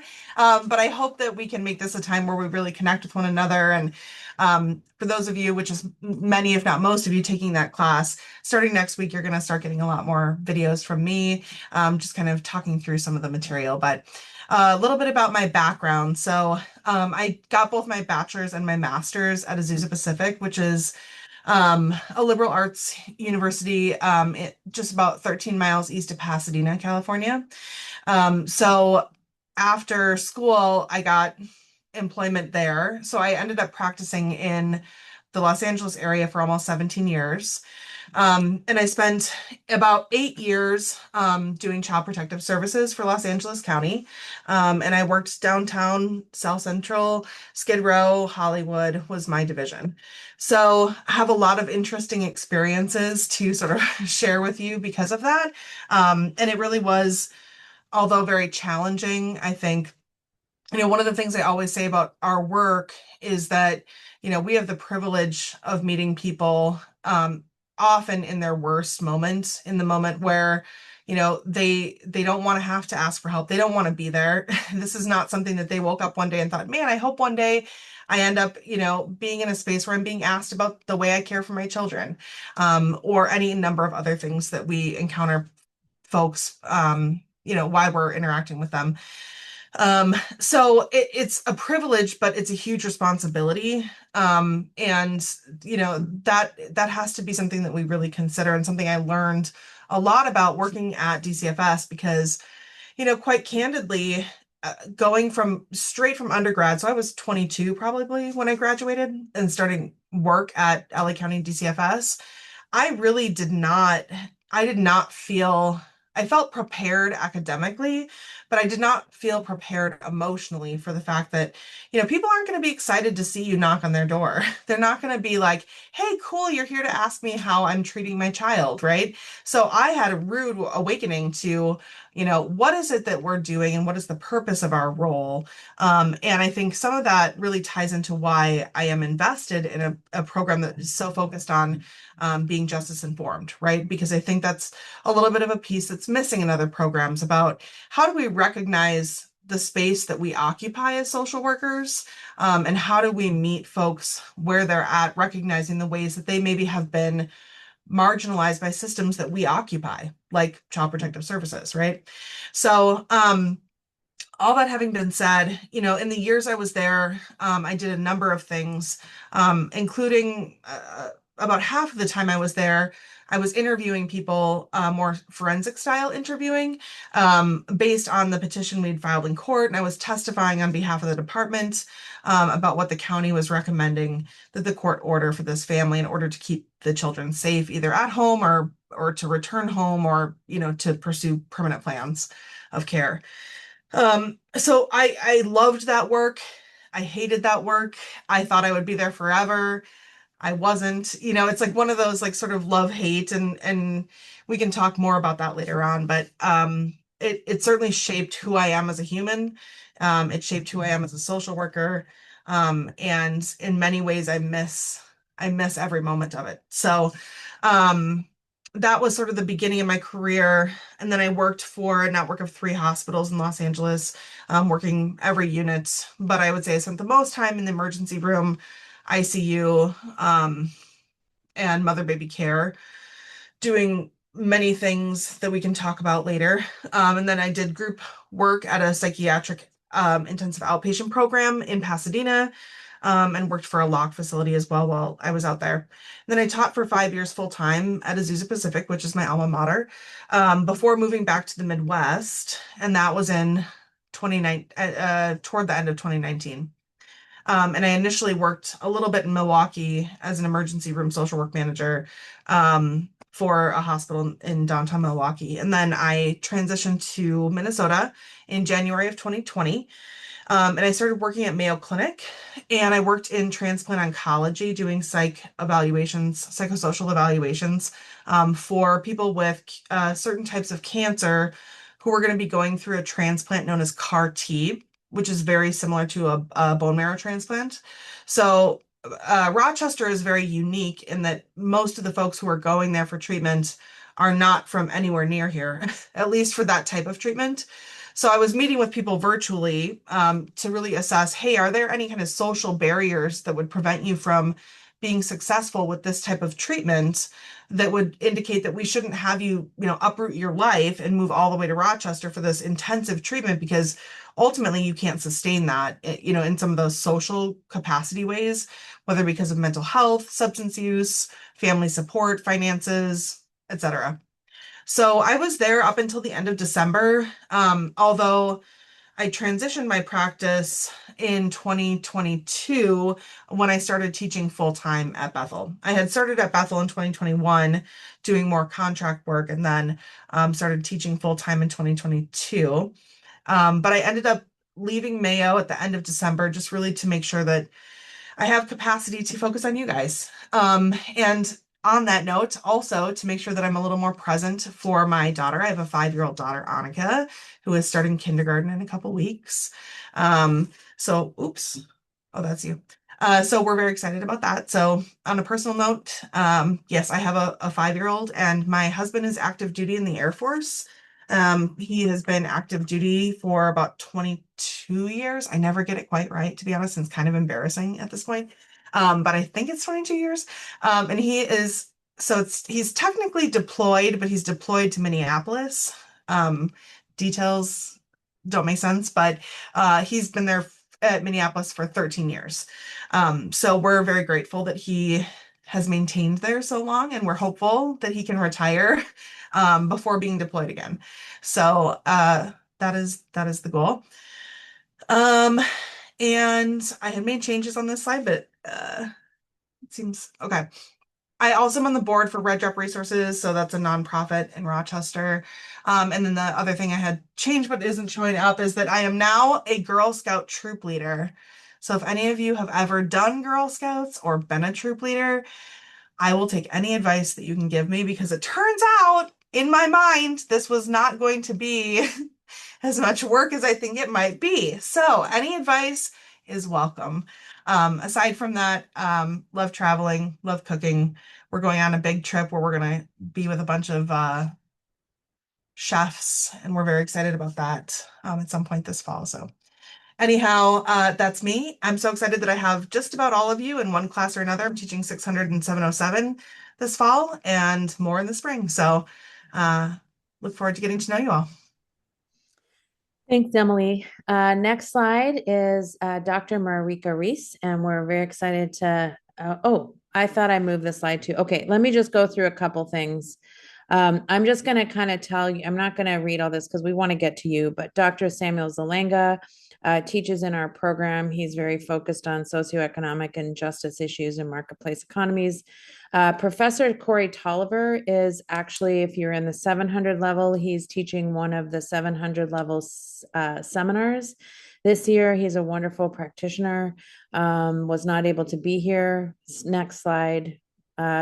Professor Michael teaches the 717, but I'll be teaching that this year. Next slide, Emily or Nick.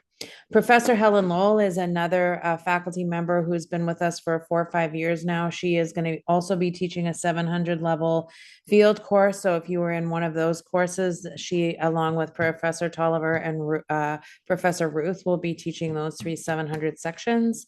And Dr. Marika Reese is able to join us, and we're so excited that she's joining us this year as an affiliate faculty, which means she's teaching a full-time load. And she joined us in the spring of last year and taught research and the capstone seminar, and is just amazing. So I will turn it over to her to introduce herself. Hi, everyone. I'm going to preface this with my internet or my Wi-Fi extender is fighting for its life. So I'm just going to throw that out there if I end up cutting out. But yep, I'm Marika. If you have 709 or 737 this semester, you'll be seeing me. If you're in 737, you've already heard from me. And I've talked to a few of you, and I really look forward to getting to know you. I guess I'm a Minnesota girl. Went to the U, then went to Augsburg. I took the scenic route to social work, which I'm assuming a few of you might have done too in the MSW program. So I used to be a teacher, 5 through 12 social studies. Um, and then I was like, you know what I really want to do is get in social work because I love trauma. I actually do. So, my favorite clientele to work with are those with high acuity.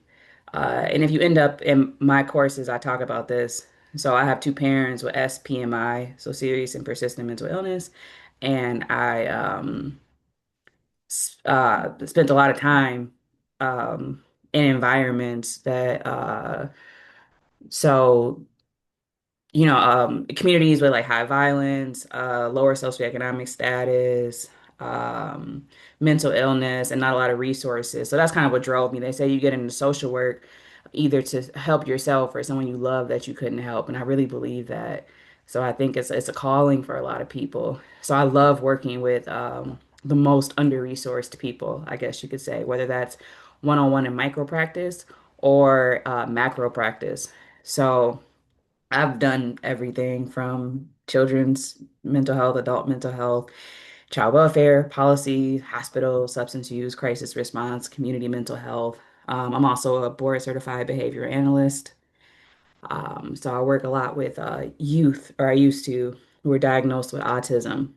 Um, but most recently, in the past few years, or I would say since George Floyd, um, I got involved in public safety and alternative responses to policing.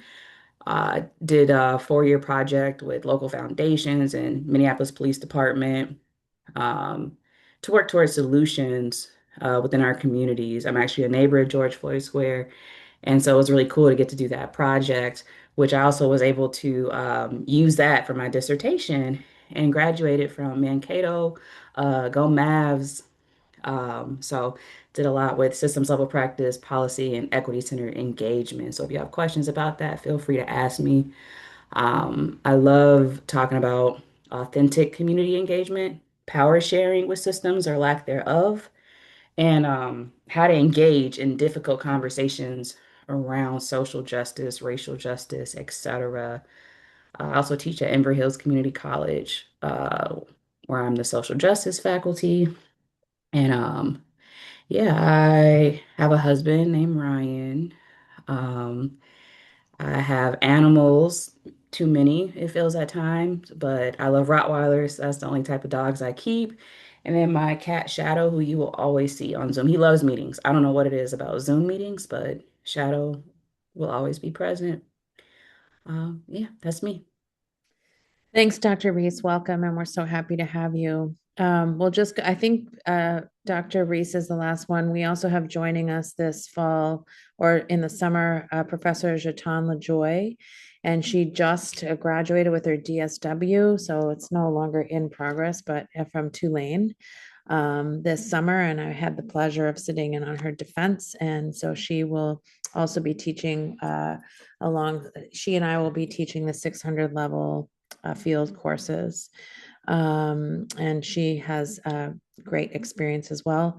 And then Professor Ruth Cartagena Mars is a graduate of our program, but has incredible experience and has kind of hopped into teaching in our program and has just done amazingly great in her practice and is interested in research and really aligns with our justice informed approach. And so she is teaching a 700 level along with Corey Tolliver and Helen Lowell, the 700 level practicum classes. And then she also has a 600 level class this fall. So that is Professor Ruth.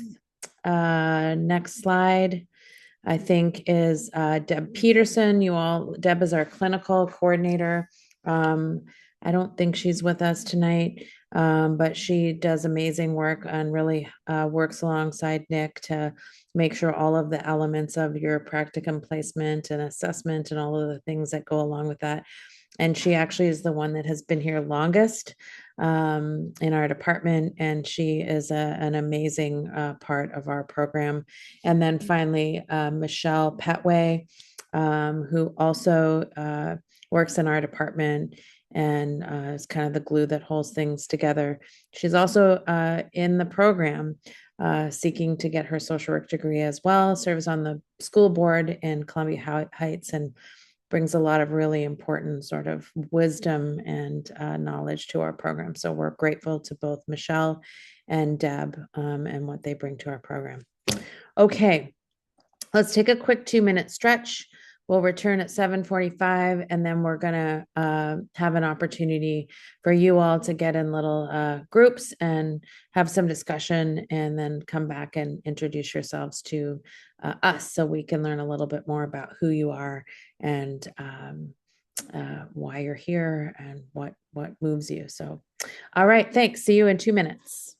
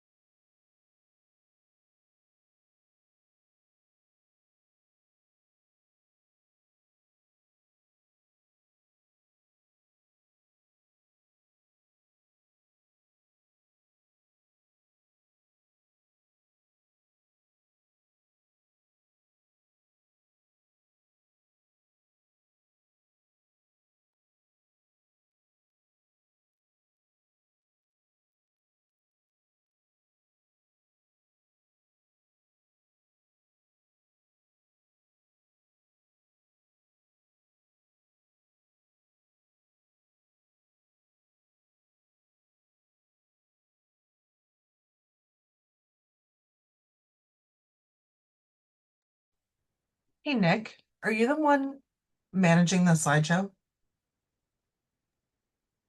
For the time being, I believe so. Okay.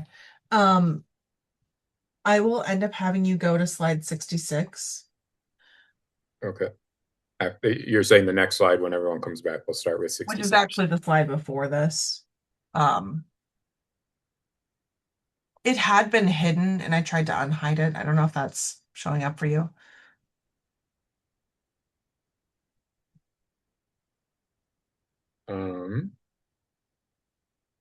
No. Well, let me actually, It says competency 2 and has a couple of questions on it.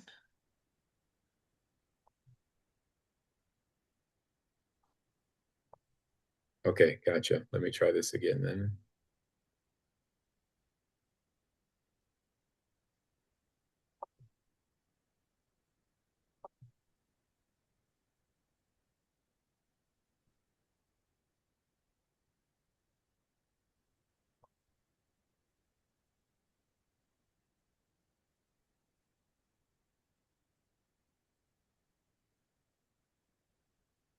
Thank you so much. Yeah, you bet. Let me see if everybody seems to be back here. Looks like it. Most people, not everybody.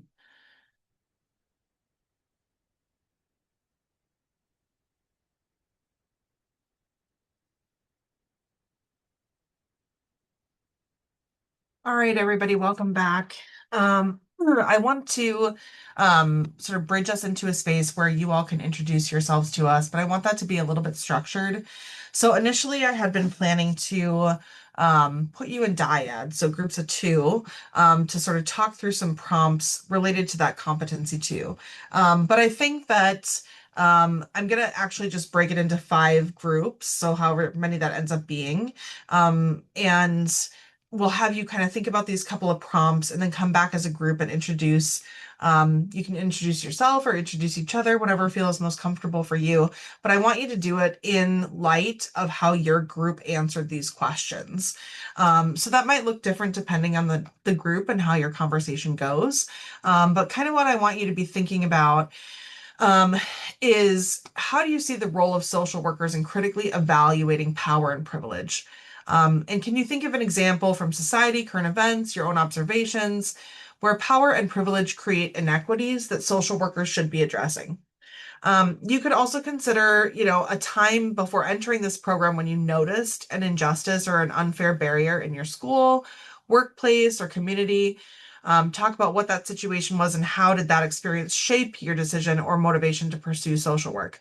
So I will put you into 5 separate groups. And part of the reason I'm doing that instead of dyads is because it's hard for me to know with folks who don't have their camera on, and I know there are various reasons for that, who all is actually participating. So I'll put you into 5 groups. And I think Dr. Shapolsky, Professor Zimet, you can tell me if you think I'm wrong, but I'm thinking we'll give you until 8:05, that's 15 minutes in your small groups to talk about these questions. And I will put these questions in the chat as well. Actually, Nick, if you're able to do that. I did already. I put them in there. Oh, wonderful. Thank you. Sorry, I didn't see that.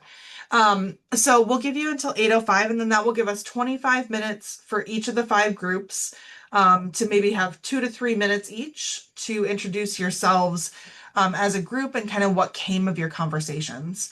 And then we will talk a little bit about the SFACI after we do introductions, and we will end by 8:30. So take the next 15 minutes in your groups. I will be assigning these breakout rooms.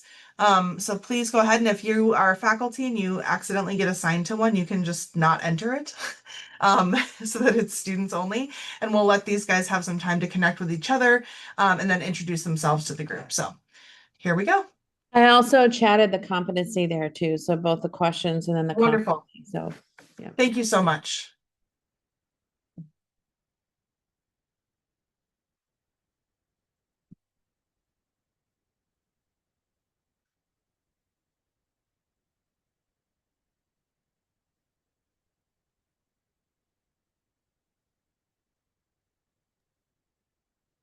Oh, they disappear so quickly. They just Yeah. It looks like, oh, there we go. Okay. Hi, everybody. Hello. Hello. Marika, I'm appreciating your cat because my cat for the first like 35 minutes was like bonking my head and walking by. And yeah. How is everyone? Minyang, it's so good to see you. Yes, long time no see.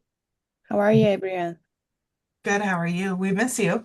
Yeah, thank you. It's really hot this summer in Korea. Like, yeah, so Does it get historically, humid there? yeah, very humid, like Louisiana. So, Oh, wow. And it's really humid.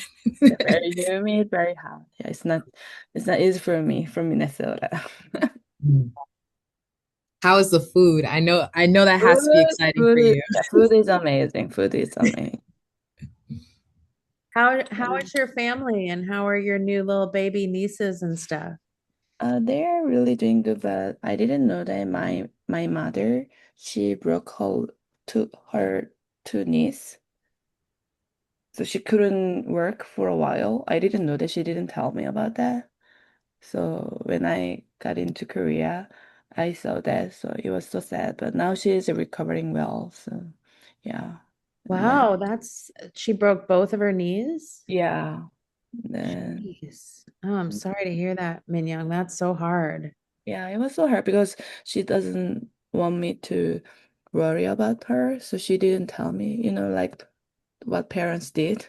So, and then my father, he will get eye surgery next month. So yeah, I feel that like when I'm getting old, they are getting older Oh, too. that is such a huge realization, huh? Nick and I Yeah, talked a little bit about that when I was in the office that one day, about sort of that seeing your parents get older. It's like yeah, right. you feel like you're getting older, and then you see them, and you're like, oh wow, Yeah. But anyhow, they are doing good. So I'm very thankful for that. They are carrying each other well. So and Yeah, then we'll be thinking about you, Minyoung. I know how hard it is to leave your family and be so far away, and you're even further. And I know it's been a long time since you've been able to be there. So I'm so glad you were able to get there and that you'll, travel home safely. But I know like your heart's there. It's hard. yeah, I'm gonna see what the dogs are barking and at. I'm gonna run up and say goodnight to Annika since we have just about 10 minutes. So I'll be right back. okay.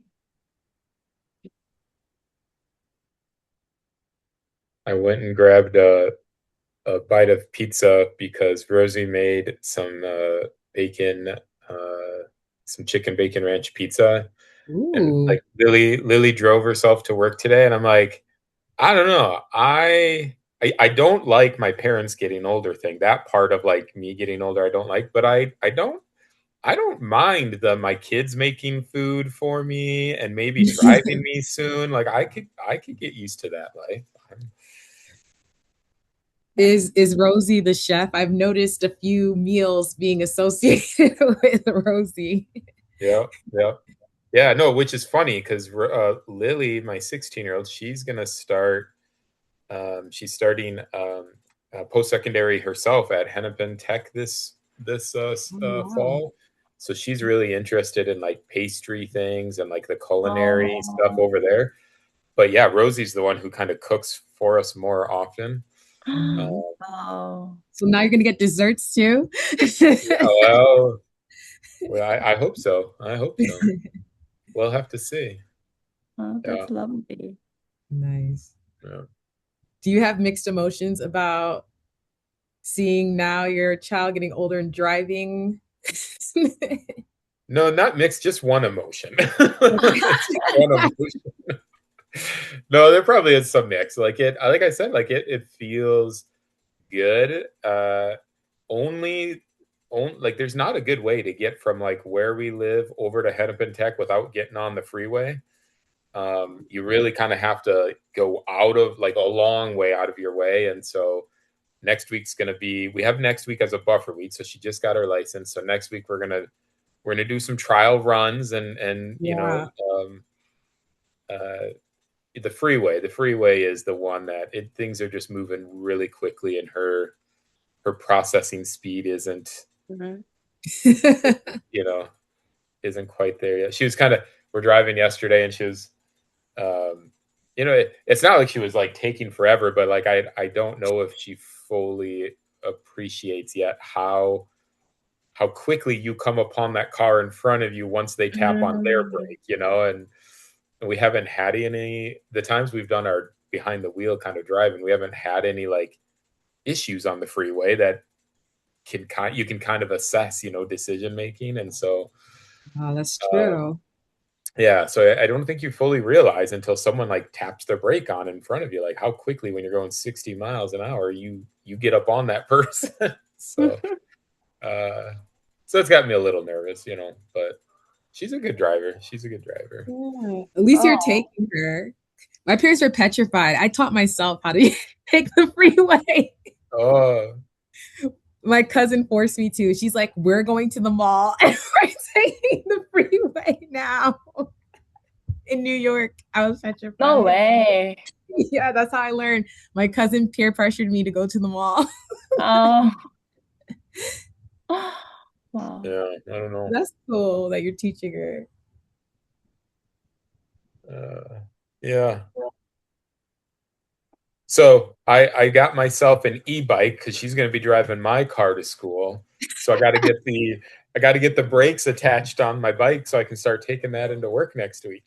Oh, I wanna record you riding into campus. So do the kids. I think they'll invest in like a GoPro just to go, Dad, I want to like put that on your handlebars, like right back at you. So be on standby. Anybody could be getting a text from me on any given day saying, hey, my bike is the battery ran out and I can't make it up this hill. I need you to come. Like, how far is it from campus? How many miles?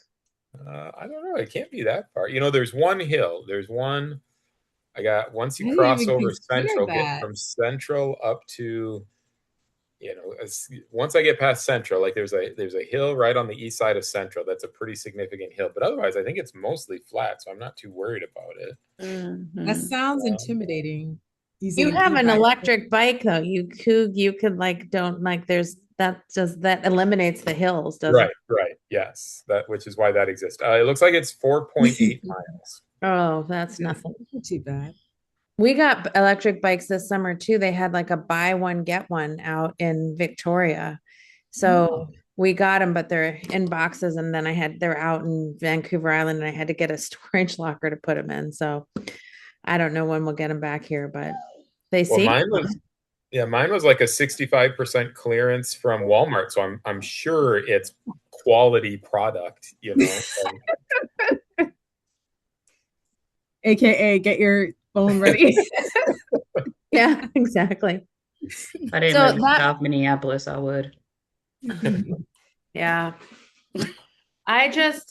Somebody who shall not be named left the gate open and like multiple of my dogs were out running around wildly in the neighborhood, and that's why the other ones were barking. So that super stresses me out when people leave the gates open and my poor little animals like run away. So anyways, I'm glad I went down and checked the door and he came home. Little Jacques was sitting there going, I'm back. He's probably been gone for like an hour chasing deer. Well, we have a pretty big group. I think I counted 31 students. That's good. Yeah, the 37 is what the participant number said there. 37. There might be maybe some people were logged in multiple times or in multiple ways, but maybe subtracting us. Yeah, subtracting us. 30, 1, 2, 3, 4, 5, 6, 7. So maybe I put down Alex twice. I was taking attendance. What is the attendance? Oh, we don't know. 7. Alex. Yeah. So Marika, your class starts on Monday, or is it another week out? Monday. Your class starts Monday as well. Yeah. Both of them, right? Already started. 37 has already started? Yeah, 737. Well, Monday, but quite a few people have said, hey, can I start early? I'm like, please. Well, but I can't log into Grammarly authorship yet either, so it's like, You haven't, you have shared that with them or not? No, I haven't put it up there yet. So I plan on putting it up over the weekend that they'll need to use Grammarly authorship, but I can't even log in. I did reach out to the contact person and they said they were working with Grammarly authorship and they would get back to me. Hopefully we'll learn. I know I had some trouble with it too. Like Ray sent me that and people are like, it's pretty straightforward, but like to me, it's not pretty straightforward. Just because I had trouble with it. So, Carrie has some experience working with it and she's going to talk about it a little bit tomorrow. And then I guess we'll have to sort it out from there. I'm trying to find it on here and see if But I are you have doing used anything the, at oh, are you doing sorry. anything at Inver Hills, Marika? Do they do the same? Do they do anything unique over there? No, and I think because of the level it's at too. So even if it does get to that level where you're like, this student's using AI, then it's kind of got to a point where they're like, well, try to understand where they're coming from, you know? Uh, What did you say? They what? They're like upset about it? Well, faculty have just been like really upset and really like, what do we do about AI? Like they have meetings every Friday, but administration is like, try to understand that this might be a busy time in their life, or so I don't know. They're not doing anything about it. I have video assignments and quizzes. Found some wiggle room. I'm not gonna argue with you. That's smart. Yeah, I'm just looking at it. Does everybody have, do you have that link? Marika? Up Yeah, top? for the authorship, but still have to contact the administrator because something about I don't have login privileges. But I went to the training on Array and all that, but I just can't log in. Ay, ay, ay. I did broadcast a message to all the groups, just letting them know, well, this was a minute ago, that we had 3 minutes left and that they discuss, who was going to present for the group or if they each want to speak individually. But I intentionally did it in groups because of time.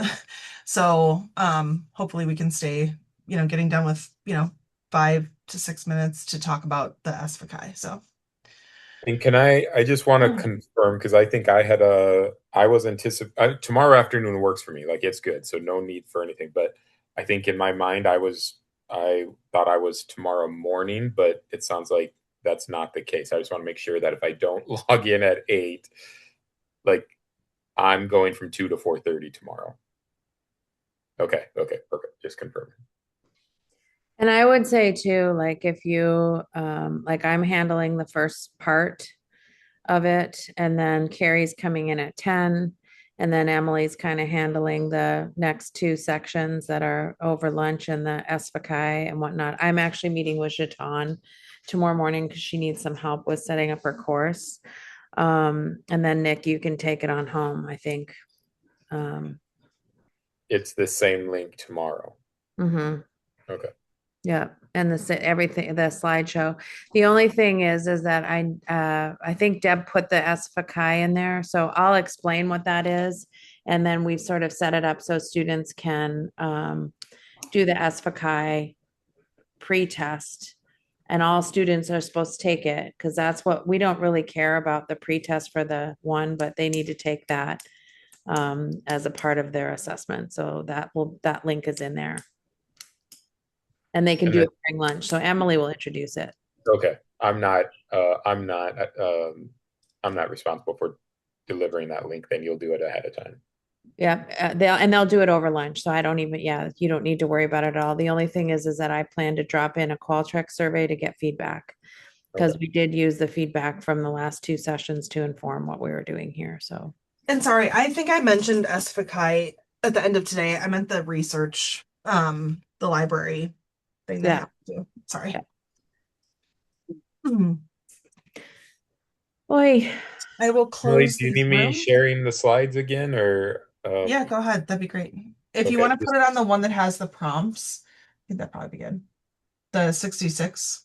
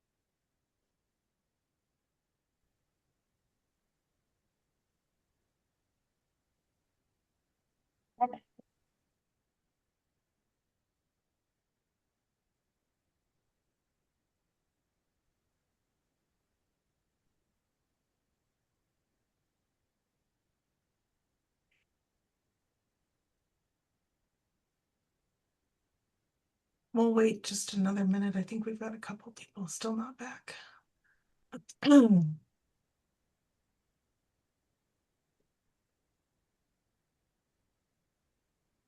We have 35 people back, Emily. All right, perfect. Great. Yep, I was just looking at that. So, welcome back. Hope you all enjoyed getting to know one another a little bit. I think that's great in terms of even just sort of making connections with folks who are going to be in your classes this fall. So you kind of can put a name and a face together. And I think that is certainly one of the challenges of an asynchronous program is feeling like, hey, I see this name all the time and I'm starting to associate that name with certain work that I'm reading and things they're posting in forums. But it's good to make those connections and start being able to really know the people who are behind the comments that you're reading. So the hope was that in your groups, you were kind of able to introduce yourselves, but with a little bit of focus, and to do that in light of what our values are as a department around being a justice informed program. So hoping that, at least one person, if not more than one person from each group will talk about any themes that you saw. As you talked about these prompts, were there things that you all aligned on? Or were there, experiences that you all share in your backgrounds that really informed the way that you would respond to these questions? So I'll start out by, kind of identifying group one. If one person or more than one person wants to respond and kind of share where your conversation went. We'd love to hear from you and just at least introduce the names of each person in your group.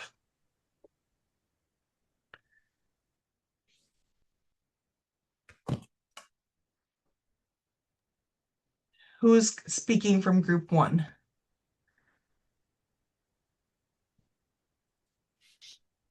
Oh yeah, we can remove the slide, they said, Nick, so that they can see each other better.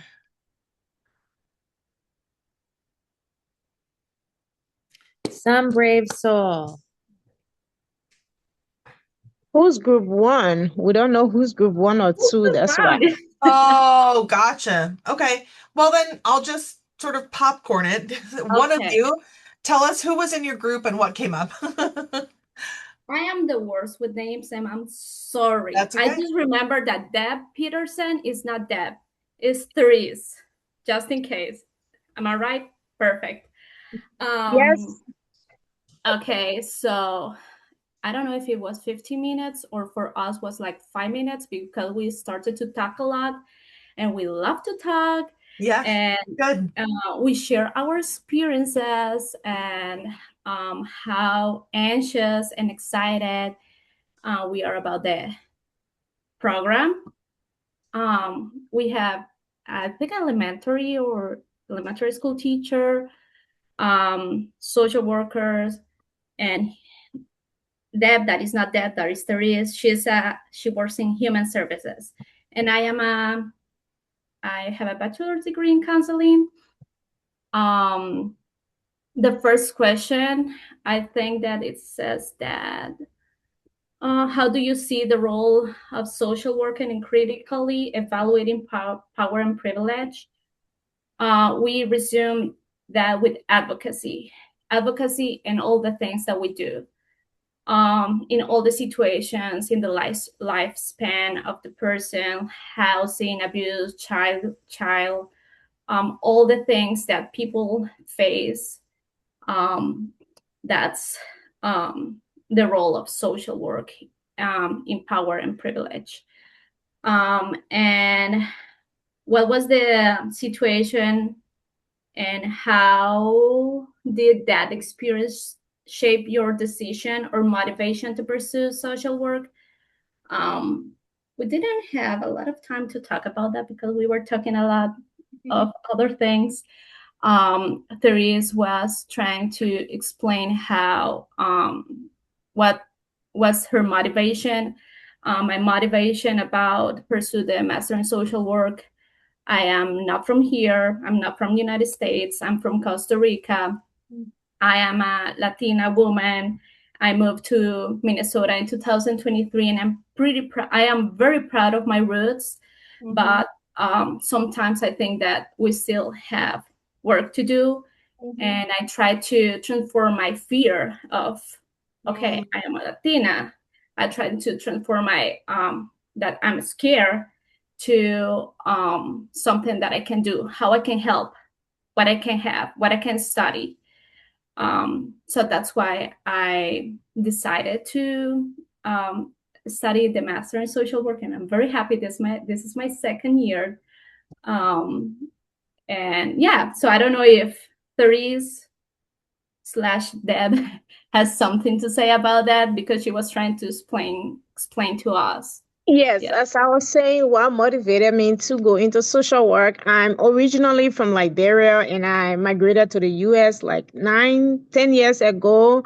But there's a lot of things. I was born during the 16 years of civil war that we fought in Liberia, and I was telling my group, like, any other child or any child that will have the opportunity to grow up with the various stages, like being a toddler, infant, and stuff like that, all of the things that you do. I did not have that opportunity because my parents were running, looking for refuge for us, So I don't want to see anybody into such a situation like that. I want to be there to speak out for them, to be the voice for them. Like I was sharing an example for my 5-year-old. I want her to have that childhood memory. I don't want her thinking about negative things that happened when she was like 2, 3 years old. So coming here as a Black woman, I also want to be there for people that look like me.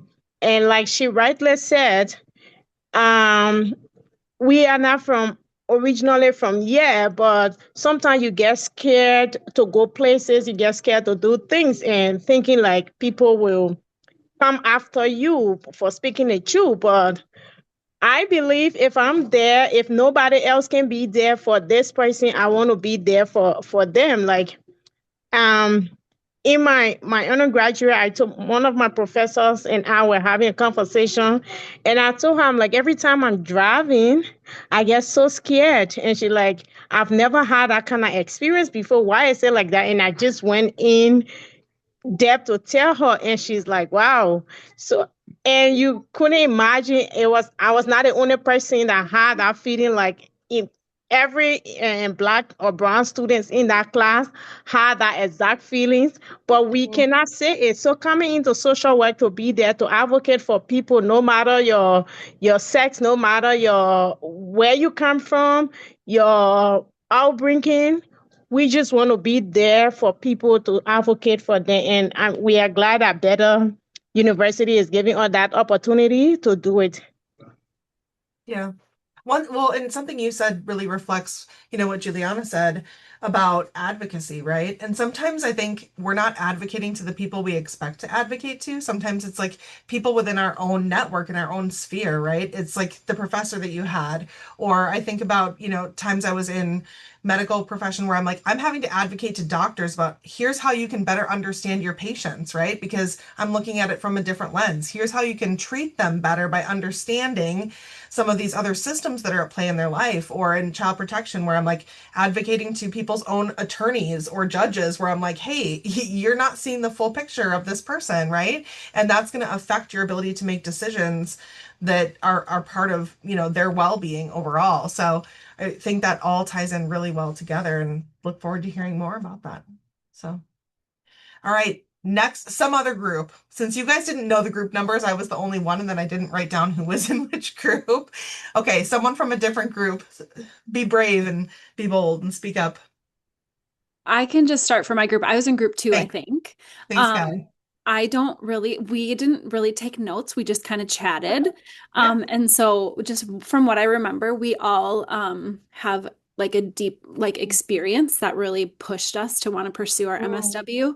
I think in like the light of advocating for our like past selves or people that were in our experience, the things that we experienced. And then, yeah, we shared a lot about just our feelings about if you're first year, second year, where you're at in the program, how you're feeling, all those kinds of things as well. But I didn't even write down who was in my group. So we were just Okay. really chatting and not taking notes. Totally fine. What came up as themes in your group about what you're most excited for or most anxious about in terms of this next phase of the program, whether you're first or second year?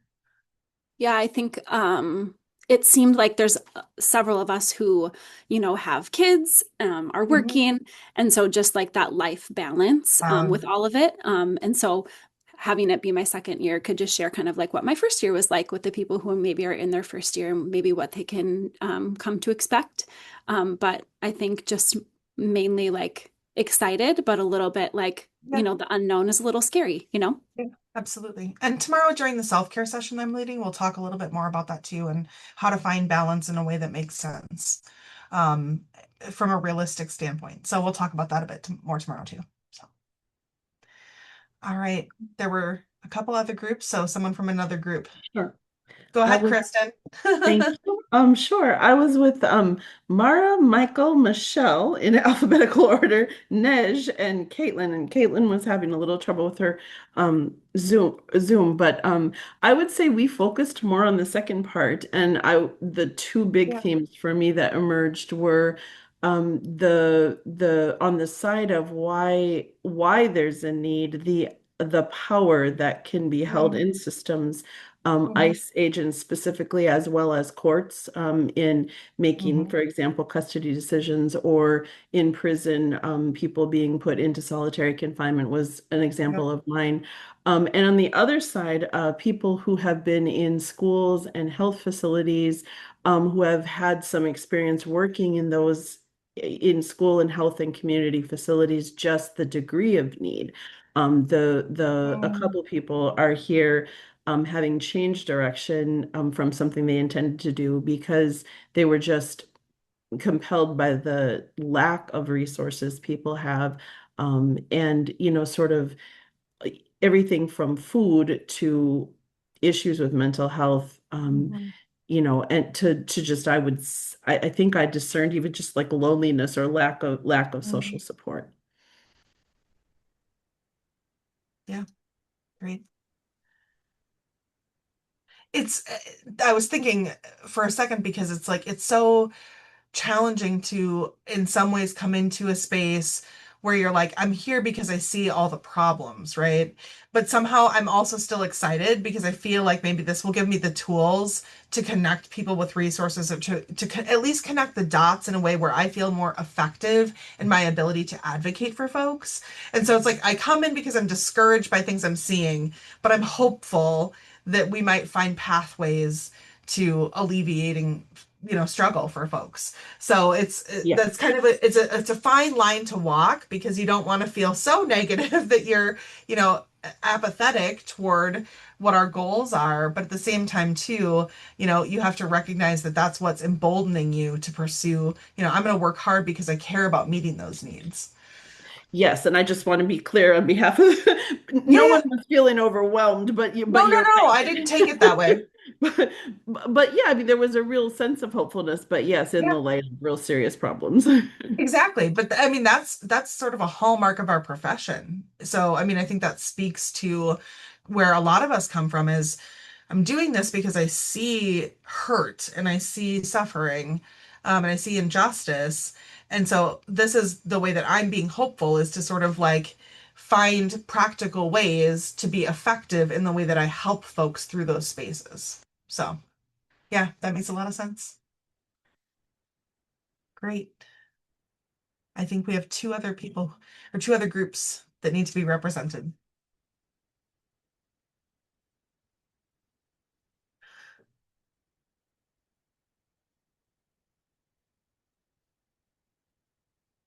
I can go. I think we were group 5. I was with let me see. I was with Amanda, Teresa, Sammy, and Lily.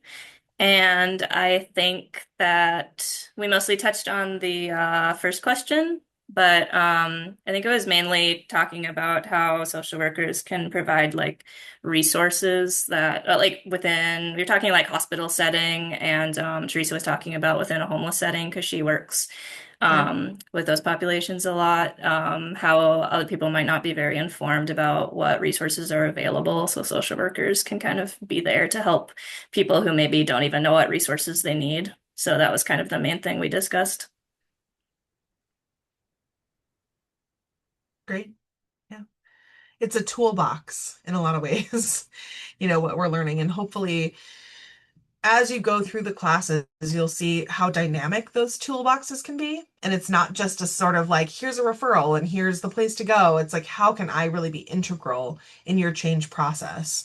And how, with an understanding of like some of these clinical pieces, do I walk alongside you in a way where you're really becoming your best self, as well as being connected to other resources outside of yourself that can help you to meet that challenge or space that you're in. I think we have one more group. I think that was us. I can go ahead. Thank you. Thank you. And as I'm getting reminded, we need to end on time. I can be the person who makes us go late. So let's not do that. All you. I think it was me, Ashley, Diallo. I can't remember who else. Yeah, I don't remember who else. But we honestly just kind of got to talking about where we're at and how we got into the program and where we're at in the program.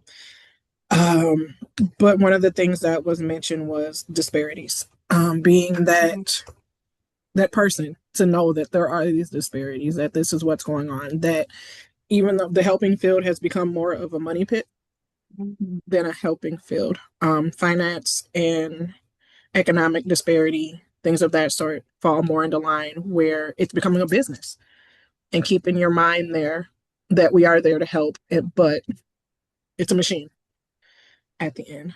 And then for the second part of it, which I don't remember what the question was, I think Ashley said it best, and I'm gonna ask you what the quote that you said. I said we were kind of just talking about how we got into the thing, and I said I got into the field, or I'm trying to get into the field even more to be the person that I needed. Yeah, I piggybacked off of one of the professors, I think, said, we get into social work either because we want to be who we needed, or we experience something and we want to, be the change and help.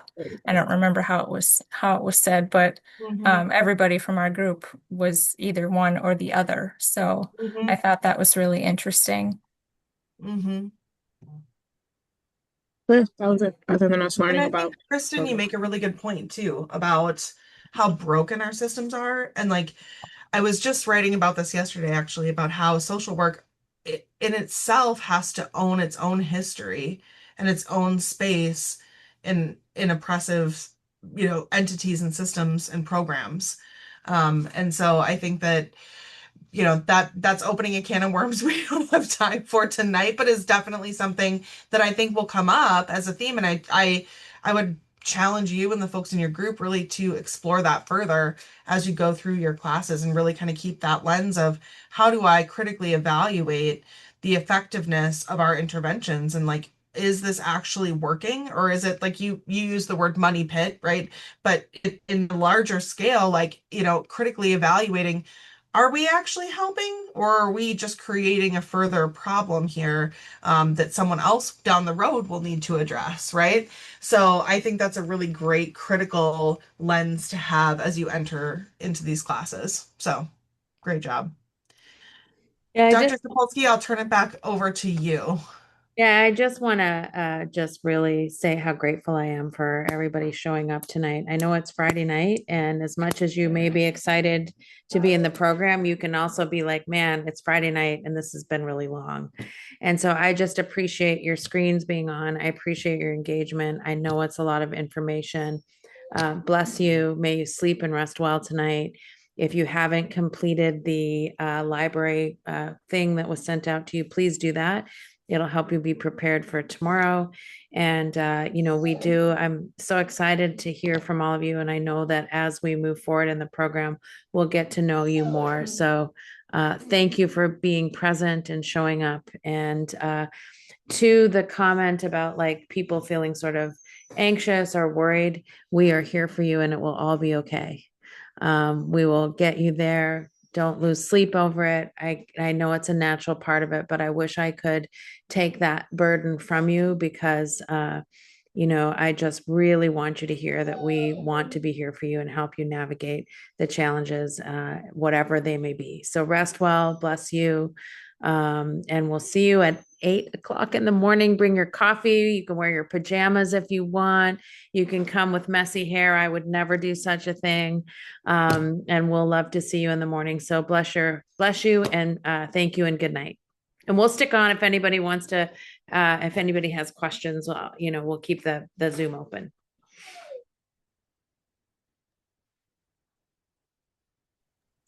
I actually have a quick question. I'm doing part-time.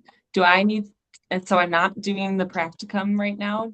Do I need to come to Nick's session tomorrow afternoon? No. Okay. Nope. Come in the morning. And then of course, Nick is always so dynamic and exciting. You might just want to go and I know. hear. I was like, do I stay just to get information so I know like down the line what I need to know? Or And you're welcome to, but there's nothing that you need to know about that. And it'll be more timely when you're getting ready to go into field. So don't burden yourself with undue things at this moment in your life. For sure. Teresa, I was just going to say, someone had chatted me that question earlier. For any of those that are still on the call, if you're part-time this year, we will get connected after the turn of the year. So early 2027, we'll start having a conversation about your practicum next year. And I would say that session that's right after lunch, you might want to come to that. It ends at 2. Because we're going to talk about like AP. So we're going to talk about APA formatting, inclusive language in your writing. And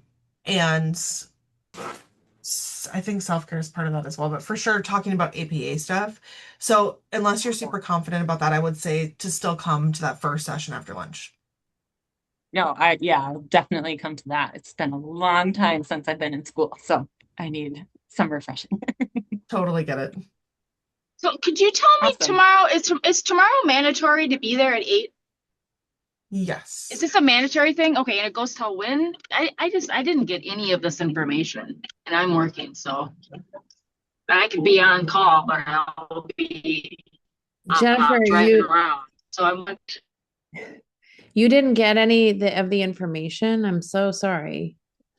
No, I had no idea that it was going from, I just got the sign up for orientation starts at 6. Sign up for orientation. I thought I could do one or the other. I had no idea it goes from 6 to 8:30. I had no idea that it goes from 8 to 4:30 tomorrow. So I guess I can show up. I'm going to be driving around working. I can't not work. Yeah. If there are portions that you miss, are you full-time? Are you doing your practicum this year? Yeah, I am. And I'm going to be, I got one. So I can start right away. Just to wait for them to do their background check at school. Okay. Yeah. I mean, if something comes, I mean, we are recording it. And I think there's important information about the program. Yeah. I also don't want. Yeah, and I can show up. I want to go. I want to hear it. I had no idea. Like this is like a class setting. I don't want you to think like, oh, I'm being disrespectful driving around. I did not know at all. Listen, you're here. I'm sorry you didn't know. We'll have to check why you weren't included in the invite. So apologies. And if it's too difficult, you are invited. I could have been included. I have gotten bombarded with so many emails. I thought for a couple times school started early. Like this is just, I don't know what's going on. It's just this, but whatever. Tomorrow, do I have to be there from 8 to 4:30? Is that what I need to be there for? You should be there if you can be there from 8 to 4:30. If because you weren't notified and this is last minute, if you would prefer us to send you the Zoom link, we can do that. Yeah, well, I think I got the link here, but it did not tell me how late it was going. Okay. So if it's difficult for you tomorrow, we can send you the recording of the day and you can, get some popcorn and watch it. Okay. Sounds good. We are inviting you to Well, do this. I don't think it sounds very good to be driving around and trying to work and manage multiple things. So you do what is right for you tomorrow. And if you need the recording, we will send it to you. Awesome. Thank you. Thanks, Jennifer.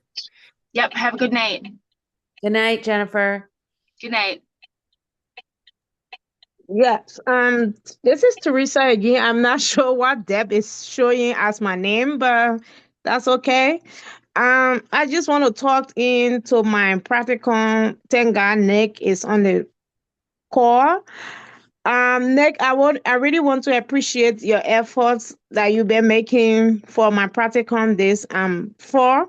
However, like I told you in my email, I've been applying to a lot of school districts where I live, and I saw a couple of emails that you sent to other schools. They've accepted me, but one of my reasons, my 5-year-old will be starting kindergarten this semester, and like driving 30, 40 minutes away from where I live for her, that's going to be so much inconveniencing for me and her. Because if she gets dropped off by the bus and I'm not home to pick her up, I'm going to school for social work. I know what it takes. So I don't want somebody telling me should have known better. You're going to school as a social worker Right. is a complete contradiction from what you're doing. Like it's a neglect on my part. So Right. I'm really optimistic and hoping that when school starts in September, these school districts social work department can actually get in touch with me. I really want to be closer to home for this little woman who's going to be starting school for the first time. Yeah, for sure. No, you're okay. You're not alone. You're not alone, and I completely understand. I remember the conversation that we had over the summer. So we will keep. You've got, there's some faces on this screen actually here that started the year. Carrie could attest to this. Carrie last year had a delayed start to her practicum as well. So all will work out. All will work out. So no worries. Keep plugging away at it. Okay. Okay. And then my second concern, I'm new to the school, but I was going through counseling with my previous school, and unfortunately for me, I graduated, which was good, but unfortunately, I have to forfeit that counseling like for my personal life because I left the school. So what resources better has for that to help me navigate through this process as I go through my master? What resources I can get through the school while I'm going to school for my master's in social work? Can you say a little bit more about like the specific resources that you think would be most helpful for you? I can share with the faculty members, but I'm not sure if other students are still on there. Then I can, reach out to you guys My guess personally. is that Dr. Shapolsky was asking more like, are you looking for like academic advising, professional counseling, or more like personal? Yeah, professional counseling and personal counseling, and maybe you guys can make a recommendation for places that I can go in the community. But when I was at Metro, I had the counseling department like working with me, and we're in the process of getting somebody from the school to actually like stepped in. It was the same year I graduated, so I Teresa, can. how about this? You and I, let's connect because we should, let's connect and talk about your practicum, and then let's kind of connect about your other question too, and then I can ask other Okay. faculty if I'm not able to help. But yeah, let's set up a time to connect next week. Let's set up a Google Meet. Okay, sounds good. Thank you All so right. much. I appreciate the time. Yeah, no problem. I'm Good glad to you're here, see you, Teresa. Teresa. Glad to have you, Okay. Deb Peterson. Okay. Did we have a Deb Peterson? Another one? Yeah. Good to see you. Okay. Thanks. Thank you. Good night. Have a blessed night. You too. We have Carrie and Jess. I have a super cool question, then I'll get out of your hair. But hi guys, long time no see. Hope your summer's been good. I miss you all. We miss you. Okay, super quick. I read in the email that tomorrow for returning students was optional. Is that true or false? I can be there, but I just wanted to ask you guys. Uh, you, Probably returning MSW students. I think as a new MSW student, Oh, right? am I new though, Nick? Well, you are the president of the Yeah, my alpha. honors club. Live Okay. up to your title, Jess. No, just kidding. Yeah. I also know Okay. Jess is getting I'll- married in 1 week. Yes. Hey, Next So- Friday, guys. congratulations. So just in the morning, Congrats. we're going through like curriculum stuff, theory stuff. I mean, it again, I guess I would say we do say that it is mandatory for new students. It is available. It will be available on a recording. And so if that's what you need to do as you prepare for your wedding, and if you have a whole bunch of stuff to do, I don't want things to go awry because you're here. But I think that you should at least listen to it at some point. Sure. But if yeah, I that's my comment. Okay. Because the morning session is about you said about theories, and is there anything else? The morning is going to be talking about, let me look at my notes here. It's Sorry. gonna be also about like MSW program specific stuff. So like that first session, like essentially 8 to 10 is more MSW specific. So you might want to go to that. And then 10 to 11 is Carrie, the research librarian, to help with some of that. So I suppose that might be one, like if you feel confident about that based on your previous, work at Bethel. And then the one after lunch or right before lunch is going to be like self-care. And then right after lunch, we're going to talk about APA stuff. So like, I think just keep in mind, like of those categories, like where do you feel like you need the extra? Awesome. Okay, awesome. Yes. Yeah, so I'll probably be in the morning session then, if that's okay. And then I will probably be writing thank you notes and preparing all my things for the wedding. So I'll see you guys in the morning. Thank you. All right, Jess, thanks. See Good ya. to see you. Good Bye. to see you. See you, Carrie. Bye, Jess. Okay, so I had one comment before my question. So, before this was scheduled, I have to go up to my cabin to help my grandma with some things. So at like 1 o'clock, I'll be in the car. My camera will still be on, but I have to like go so I can help her as soon as we're done. So if you see me kind of like moving around, that's what's going on. But I'll still be very active. Second, thank you everyone for helping with my chaos that was going on. I can't like say thank you and I'm sorry enough that like seeing my email pop up is like, oh no, what's going on now kind of thing. So I'm so sorry and thank you. You don't need to be sorry. Chaos seems to be reigning supreme at this point across many things. So it's nothing. I'm just glad it's all, smoothing out. So Carrie, thanks. And Yeah. don't take any risks driving tomorrow. Kind of, I'll extend the same thing. If you need to kind of catch up, just let us know if you have to drop out or we'll send you the recorded link, which will be Yeah. recording. You can It watch it should be over my and dad over driving. again if you have the link. Yeah, it should be my dad driving, hopefully, but we'll see. Sometimes he likes to try and sleep, so we'll see if I get suckered into that. I'm hoping not because I'll be on a call card, but we'll see. Um, my second question is, so from my practicum, I now work there, and I work with a lot of um, mental health diagnosis, but one big one that I'm kind of lost for is I work with a veteran, and I was wondering if you guys have any good resources, possibly. Okay, just to kind of help the direction. There's some other stuff going on, but unfortunately, he seems to kind of be lost in the system a little bit right now, and I want to help him the best I can. So I thought I could reach out. I have a lot of resources for that. Like I mentioned, like my husband's active duty in the military and he does a lot of like and then I was a key spouse for the Air Force, so I have a ton of resources. Is this vet, do you know which branch this person's in? Army, I believe. Because sometimes they have branch specific resources. So I'll see what I can pull together, and I may even shoot you an email just to set up a time to chat real quick about like more than just like, hey, here's some referrals, but like talk through that a little bit. So I'll shoot you an email. Awesome. Thank you so much. I greatly appreciate that. Of course.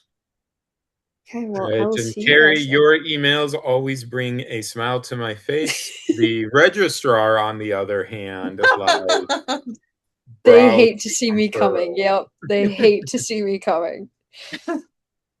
So- Yeah. Ugh. I feel so bad every time I'll be walking my dog with my mom. I'm like, I know they just see my name pop up and they're like, ugh. Carrie, you're probably not the only name. They might see some of our names sometime and think way worse than just So yeah, I think you don't worry about it for 1 second.